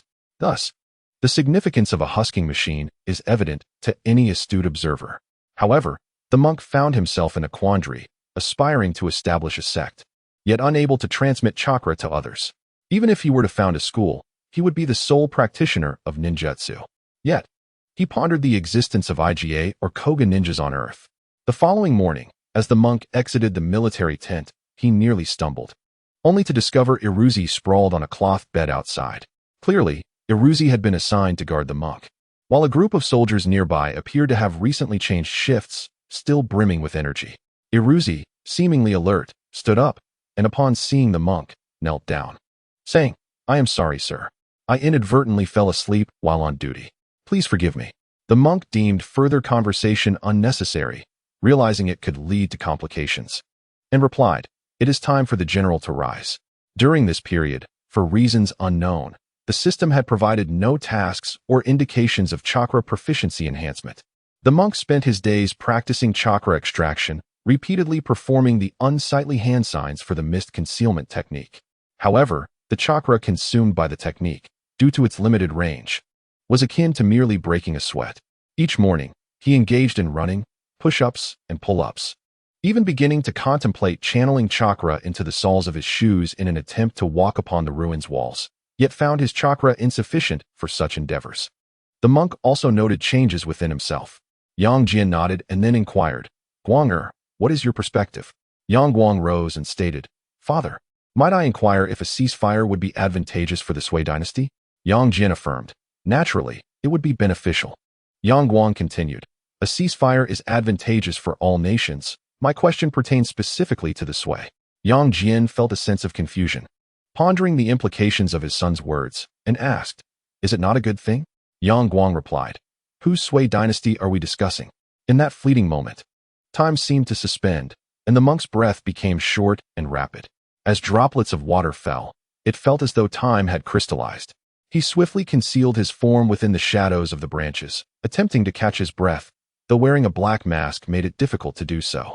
The exploration of chakra has ceased, allowing only for a brief respite to restore Xingshu's stamina. In an instant, sharp droplets of water silently pierced the fabric of the military tent, revealing a small, unassuming hole from which a menacing and terrifying droplet emerged. The fabric had absorbed the moisture, and by afternoon, the first batch of cake was finally ready. Fortunately, having learned from videos in a previous life, I possessed some experience. Otherwise, the endeavor could have easily ended in disaster. As the fluffy cake was extracted from the oven, a fragrant aroma of honey wafted through the air. Regrettably, there was no milk, neither goatess nor mare's milk, available, as the camp housed only warhorses, and no pregnant mares or military sheep could be found. The scant supply of cow's milk was reserved for the upper echelons. Facing the drooling soldiers and cooks, Sanzang proclaimed, "Gentlemen, this cake is substantial. Let us slice it and divide it into 4 portions." The rain fell heavily, accompanied by a chilling cold. To generate warmth, every tent was equipped with fire pits covered to shield them from the rain, while soldiers donned straw raincoats, pushing carts laden with supplies to keep the fires burning. The soldiers must not succumb to the cold before facing their foes in battle. However, the rain shelters afforded Sanzang a tactical advantage for stealth. Yet, was he not cold in his 8-year-old frame? Indeed, he felt the chill, but he could warm himself by channeling concentrated chakra, an energy that, once gathered, could produce a modicum of heat. At the break of dawn, while darkness still enveloped the sky, Sanzang rose early, calculating the time himself. It was nearly time to rouse the cooks to begin preparing fruit cakes. By the time the cakes were completed, the sky had begun to brighten, and soon after, they were loaded for delivery. After dispatching several carts of cakes, Sanzang vanished from sight. Naturally, the closest recipients were the troops of the Great Qin, who received the freshly baked cakes early that morning. Even though they were adversaries and had suffered losses, rejecting the offering would have been unthinkable, as one could not know if it was a ruse to assassinate them. Suddenly, Qin Xiong bellowed, "Chui Mingyi, is this your doing?" Chui Mingyi found himself at a loss for words, akin to yellow mud falling into his pants, an awkward predicament indeed. Qin Xiong had just been in the company of Chui Mingyi, indulging in a generous slice of cake in the central tent, unaware of Chui Mingyi's whereabouts at that moment. Now, confronted with accusations, he decided to deflect for the time being. "General Yang," Qin Xiong suggested, "since Chui has met his end, might we examine the body to ascertain the cause of death? It would serve as a warning." Emperor Liu Che of the Han dynasty finally declared, "I am the Emperor Wu of the Han," and subsequently abolished the slavery system of the Han. He prepared to personally attend the auction in the abandoned city, eager to oversee the proceedings and announce it to the world. Emperor Yingzheng of the Qin dynasty found himself unable to abolish the institution of slavery due to myriad reasons. The construction of royal tombs, the Grand Aranya Palace, and the fortifications against the Tibetan and Yuan forces all necessitated a substantial labor force, predominantly comprised of slaves. Following the annexation of the state of Chu, the newly acquired nobility from Chu was meager, leaving no choice but to conscript the Chu nobles directly. Before them stood two military contingents, not numerous in number, yet conspicuously aligned. One bore the banner of the new ruler Wang Mang, while the other prominently displayed the character for Ming. Within the grand tent, Emperor Wang Mang of the Exine dynasty and Emperor Zhu Yuanzhang of the Ming dynasty were engaged in a toast, their laughter and camaraderie suggesting a deepening bond. As they seemed poised to become sworn brothers, their discussions echoed each other's sentiments, sharing both humor and kinship, oblivious to the quantity of wine consumed. Among the assembled warriors was Wang Mang's son, Wang Quang. Suddenly, a woman cried out, "Ah, who are you?" The ladies in the room were startled and turned to a particular direction. The woman, known as Lady Xianhua, pointed to a mirror, inquiring, "Who are you?" The mirror, however, offered no reply, prompting her to gesture again, noticing a reflection that mimicked her own movements. Yang Guang and his companions soon gathered around, realizing it was merely a mirror. The Princess Xiao exclaimed, "What is this? A mirror? It's not made of bronze. It is exceedingly clear. My lord, I desire one." Amidst this, the formidable warrior Su Chu displayed his prowess, effortlessly intercepting a barrage of flying daggers, even predicting their trajectory with remarkable accuracy. A throng of black-clad assassins then charged forth, armed with swords and spears, numbering in the hundreds. The Han army had taken residence in Yenzhou City, leaving behind only craftsmen, who were preoccupied with their tasks and thus unprepared for the sudden onslaught, which afforded the assassins an advantageous position. Countless daggers whistled through the air from among the dark-clad figures, prompting Su Chu and his companions to recognize the peril they faced. Li Shimin had been assigned to quarters on the second floor, adjacent to Yang Guang, a deliberate arrangement by the monk Sanzang. Cao Cao had also been placed next to Liu Bei, though he remained unconscious, having been wheeled in by his lady. Upon noticing others with wheelchairs, Zhuge Liang felt a tinge of annoyance, especially towards Cao Cao. However, they could not suppress their mirth, as Cao Cao's head had been completely shaven, rendering it conspicuously bald. When the ladies, including Lady Cao, entered the presidential suite, their jaws dropped in astonishment, momentarily forgetting about the wheelchair-bound Cao Cao as they burst in, causing a wooden table to splinter with a resounding crack. Then, a specially attired black-clad figure shouted, "Mission failed. 4 9th-tier assassins have perished, 2 of 10 8th tier have fallen, and numerous masters of the 7th and 6th tiers have been injured or slain. Less than 1 in 10 of you who returned are unscathed," pointing a trembling finger at the wounded among the ranks of black-clad men receiving treatment. A black-clad figure of lowly rank, slightly injured, remarked, "Second floor master. We primarily underestimated the capabilities of that celestial youth." Despite the apparent consensus surrounding Sanzang's statements, dissenting voices lingered. Undeterred, Sanzang responded, "These are merely the complementary items of the auction, acquired from other realms. Naturally, opinions will vary. Let us take a brief respite before commencing the morning's auction." Suddenly, a cacophony of discussions erupted within the venue. Fang Xianling turned to Li Shimin, saying, "Your Highness, this visit has proven invaluable. The insights into economics have truly enlightened me." Liu Bei observed Zhuge Liang diligently recording notes and chose not to interrupt. "This steel sword has been crafted according to the standards of the Han military, a testament to the craftsmanship of our artisans, also known as the four-sided Han sword." Though Sanzang's physical form resembled that of an 8-year-old, the weight of the sword did not hinder him, suggesting that his attributes had been bolstered by rigorous training and the invigorating atmosphere of the martial realm, rendering him more robust than his earthly peers. With a flourish, Sanzang demonstrated a simple swordplay, addressing the audience, "Esteemed guests, what are your thoughts on this sword?" Suddenly, a military general rose, declaring, "I am General Su De, who once acquired a divine sword from the Swordsmith Mountain of the Ming Dynasty." After providing Emperor Wu of Han, Liu Che, with strategic counsel, Sanzang gained a substantial experience boost of 140,000, though his growth plateaued thereafter. As December drew to a close, the 25th, a religious holiday, approached. Although the Han people typically did not observe it, Sanzang recalled that in his previous life, his family had a Christian great-aunt who insisted on celebrating Christmas.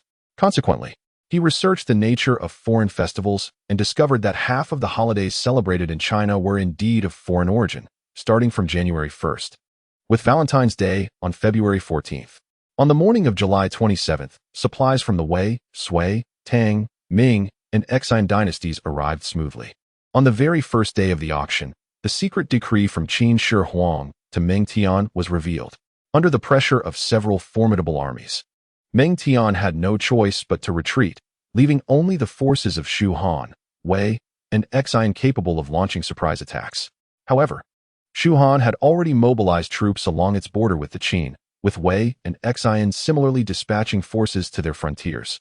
The threats to the Ming dynasty came from both the Yuan and Qing dynasties, with Wang Meng also sending additional troops to assist the Ming. Zhuge Liang continued. This fiery spirit stone was obtained by our esteemed master after vanquishing the Flame sect's leader, the Flame Patriarch. To seal this spirit stone, a flame-retardant box was crafted for its containment. Upon hearing the mention of the box, Sanzang recalled those exceptionally heavy chests, indicative of the considerable resources these individuals had invested in their technologies. 1 million gold coins, he announced, causing many to hesitate. Is there anyone willing to bid higher? If no comparable ceasefire or alternative price is offered, then I shall count down. 3, 2, 1, sold. With a resounding thud of the gavel, the representatives from Shu Han rejoiced. On the 31st of July, Cao Cao left behind 10,000 men, while Qi had 5,000 who departed for the Wei Kingdom in the morning. As 5,000 were required to assist for a day, this arrangement had been previously discussed with Sanzang. The remaining 5,000 were to labor at Konoha City for 5 years.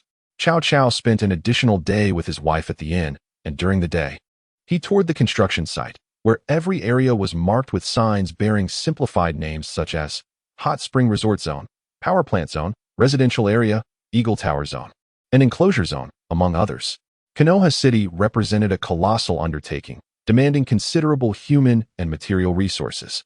If one were to draw a parallel with Earth, the primary methods of damage inflicted by a sword are through the thrust of the tip and the cut of the blade, combined with the impact generated by human strength. The cutting technique varies, encompassing upward slashes from below, downward hacks from above, and horizontal cuts from left to right. A skilled swordsman might employ techniques such as the sword god's flick, the hilt's snap, and the guard's pressure. Indeed, the applications of a sword and the nomenclature of its techniques are numerous, and this is even more pronounced in a grander martial world. The perceptiveness of the Black Huang Tower's master is commendable. With a swift flourish of his sword, he deftly evaded the steel wire trailing behind the shuriken. Upon hearing the system's introduction, Sanzang felt somewhat disoriented but was unwilling to concede defeat. Thus, he continued to inquire, System, is there a way to obtain the eternal Mangekyo Sharingan? The system replied, yes, the method is for the host to discover. Sanzang pressed on. Can all 3 major ocular jutsu be acquired? The system confirmed, indeed. Sanzang further asked, please elucidate the Rinnegan. The system responded, the Rinnegan is the 6th tier of the Sharingan, attained through upgrade, with the highest form being the eternal Mangekyo Sharingan. Having donned his ninja attire, he felt an invigorating sense of mobility and leaped down from the city wall, seeking a less conspicuous section of the battlements to deploy his grappling hook. He skillfully descended the wall. Below lay a 4-meter-high building with a tiled roof, constructed from earthen tiles, with the beams rising to a meter from the ceiling. Sanzang carefully positioned himself on the tiles and used a second steel wire to retract the grappling hook's outer claws before letting it drop, which he skillfully caught in the nick of time and stowed away in his leg pouch. He then began to traverse the rooftops, moving stealthily in the night. Chow Pai remarked, Father, oh no, my esteemed father, I merely wished for you to relish the privileges of emperorship. Cao Cao responded, let us proceed this way. There is no need for a funeral in our Wei Kingdom. Let there be a day of national mourning, and the people may speculate on the reasons for their grief. I shall remain behind Pyre. As for other nations, they may think as they please. Indeed, on that day, a decree was issued. On the 4th of August, a nationwide day of mourning would be observed, prohibiting work, with ministers in mourning at home and curfews imposed across cities, except for urgent medical cases. A day of national construction was halted, and 2 months had passed. The first phase of the project remained unfinished, while the construction of the power plant was complete. The generator units were still in the casting process due to the multitude of components involved. If we consider the Eagle Tower in 3 phases, the first phase has been completed, and the construction of the second phase has commenced. The first phase involved the erection of load-bearing columns and the framework, while the second phase focuses on the internal structure and exterior walls. The third phase encompasses interior decoration and the allocation of tasks. A portion of the residential units has already been constructed. However, the first phase remains incomplete.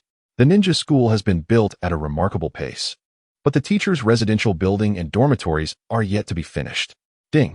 The first phase of Konoha City has been completed, and the additional task of establishing the ninja school has been fulfilled, yielding a reward of 200,000 experience points. The system's notification finally sounded. Yet, the most pressing issue remains the lack of a level up. Sanzo feels he is nearing 1,000,000 experience points without achieving an upgrade. Thus, he inquires, how much more experience is required for leveling up? The system responds, no comment. Over the course of 2 months, the proficiency in chakra has increased by 4 levels. Relying on Taoist spirit stones, and the enhancement of stamina converted to chakra has diminished to 3, resulting in a total of 12 for the 4th level. After a few more discussions with Zhuge Ming, he learns that winters in the martial realm are rare, yet when they do arrive, they can last for several years.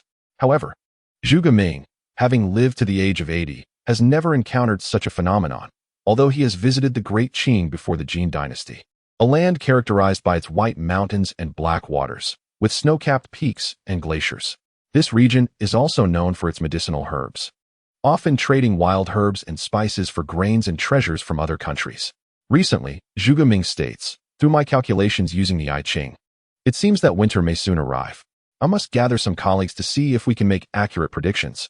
Presently, the ambition to manufacture circuit boards remains hindered by technological immaturity. Industrial development is necessary before that can occur. For now, only incandescent bulbs can be utilized. Despite a substantial quantity of tungsten wire and numerous borosilicate glass bulbs already produced, while there is an abundance of boron ore in trade goods for the 10 nations. These materials primarily serve alchemical purposes. Here, they are employed in glass processing.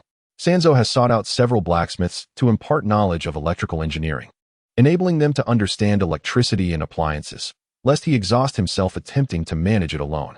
Finally, on one fateful night, candles and braziers are no longer needed. It is a remarkable coincidence that the ninja team consists of 5 members, one leading 4 others, all of whom are girls, the eldest being merely 14 and the youngest 10. These young girls, having served as servants since childhood, aspire to learn martial arts to protect themselves. After 3 months of training, Sanzo merely hopes for a midterm evaluation. In the early morning, these individuals are divided into 10 teams, running, even sprinting, towards the northwest of Yenzhou City, which lies directly northwest of Konoha City. Consequently, the 10 teams will split into 2 major groups. One will enter Yenzhou City, while the other will embark on a wilderness survival training exercise. Sanzo's understanding of the Xinyuan sword is largely derived from a video game, as it is a domestically produced title. The narrative surrounding the Xinyuan sword is varied. However, certain archaeological documents suggest that its material could not possibly be bronze. Given that bronze artifacts had yet to be unearthed during that era, it is more plausible that it was made of copper. In later attempts to enrich the story, some have postulated that extraterrestrial technology produced the 9995 pure copper Xinyuan sword, which was bestowed upon Emperor Xinyuan. The drought Demonis is, in fact, an extraterrestrial being, and Nuwa herself is also an alien, embodying both male and female traits. Otherwise, why would she only give birth to daughters? Upon returning to Konoha, Tripitaka began to indulge in a midnight snack, for he could not embark on the assassination mission tomorrow. He would have to wait another day. The departure was scheduled for between 4 and 5 in the morning, necessitating a prompt breakfast before setting off. Furthermore, he would need to glide over a distance of at least 2 or 3 kilometers, specifically using a wingsuit, which could be purchased from the gold voucher shop. He had spent 1,000,000 gold vouchers on a ninja outfit with wings, complete with shoes, gloves, and an integrated hat. Additionally, he acquired 2 new leg pouches for better storage of shurikens, grappling hooks, steel wires, and explosive tags. As Tripitaka learned to deploy the parachute, he found it rather small, not the professional parachute used for skydiving, but rather a children's model, covering an area less than that of 3 umbrellas combined. The whistling wind grazed his ears, and his descent speed showed little sign of diminishing. At last, amidst the darkness, the torches upon the city walls of Yi City came into view, their flickering flames illuminating his path from below, indicating that he was still at a height of over 100 meters. From his vantage point, gliding past the walls seemed feasible.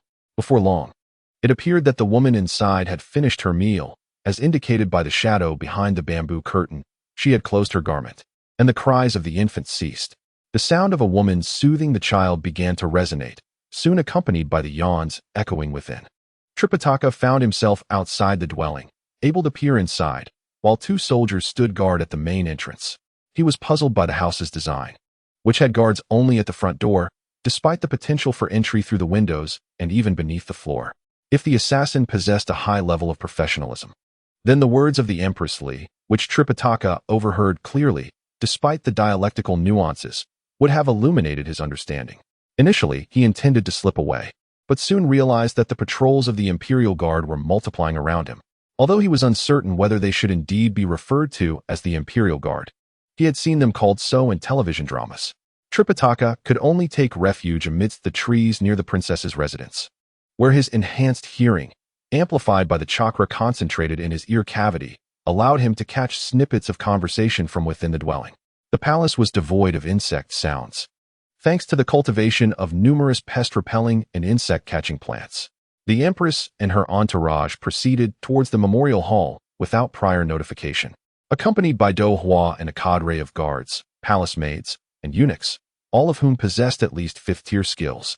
One could hardly remain in the martial realm's palace without some degree of martial prowess. Upon reaching the Luchuan Palace, they paused momentarily, and Li Zui cast a glance at the palace plaque, sighed softly, and continued on her way. Upon witnessing the actions of Li Zui, Sanzang realized that he had arrived at the Luchuan Palace, which had been completed. Before the main entrance lay a spacious square, adorned with 3 gates.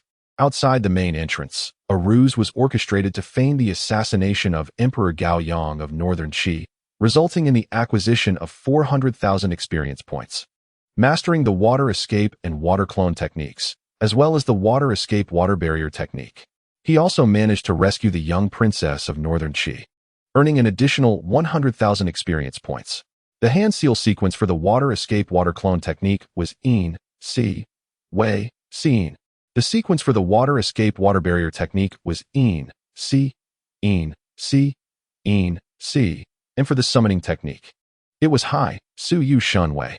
The method of signing the summoning contract involved condensing chakra onto a scroll.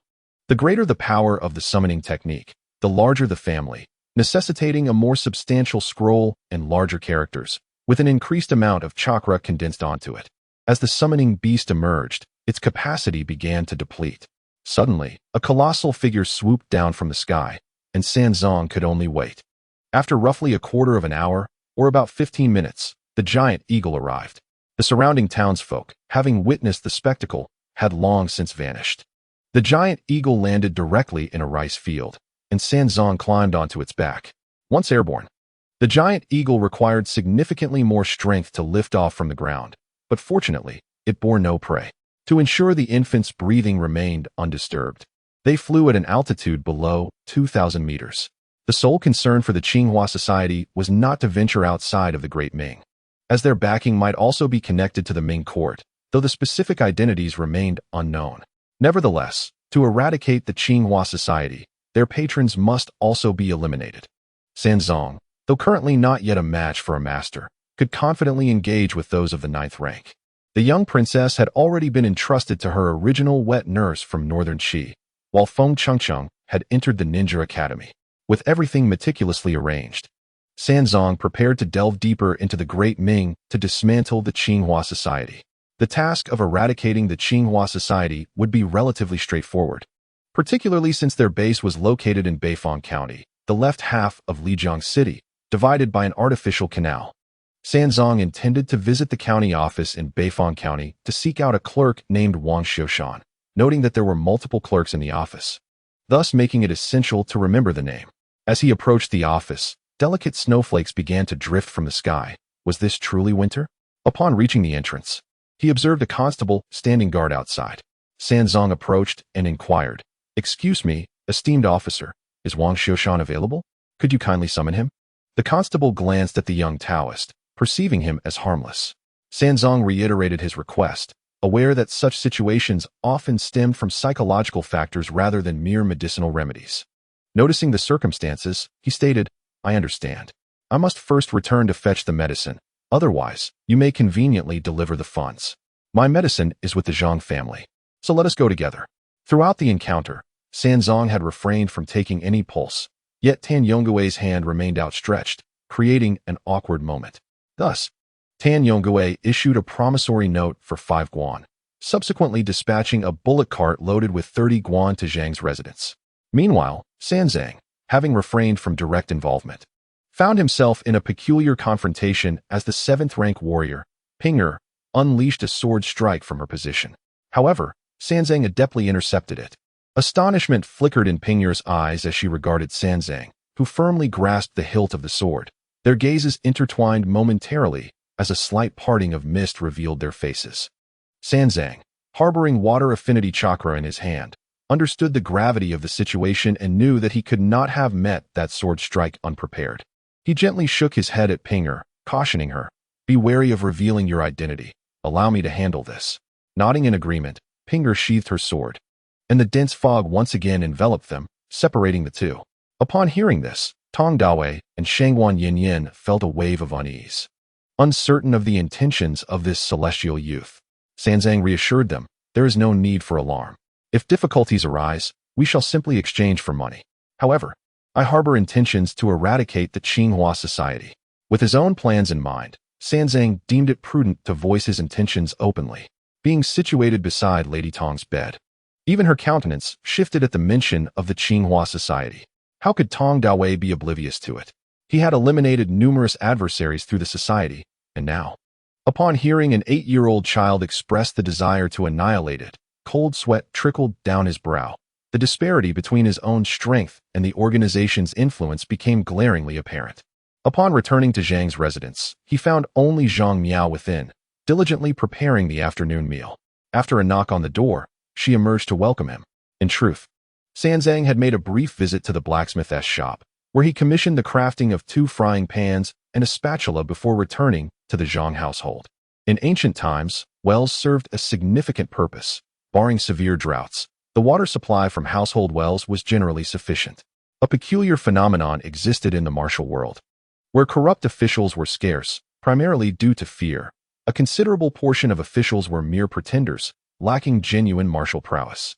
Even those possessing warrior-like physiques often gravitated towards civil service, unable to engage in combat.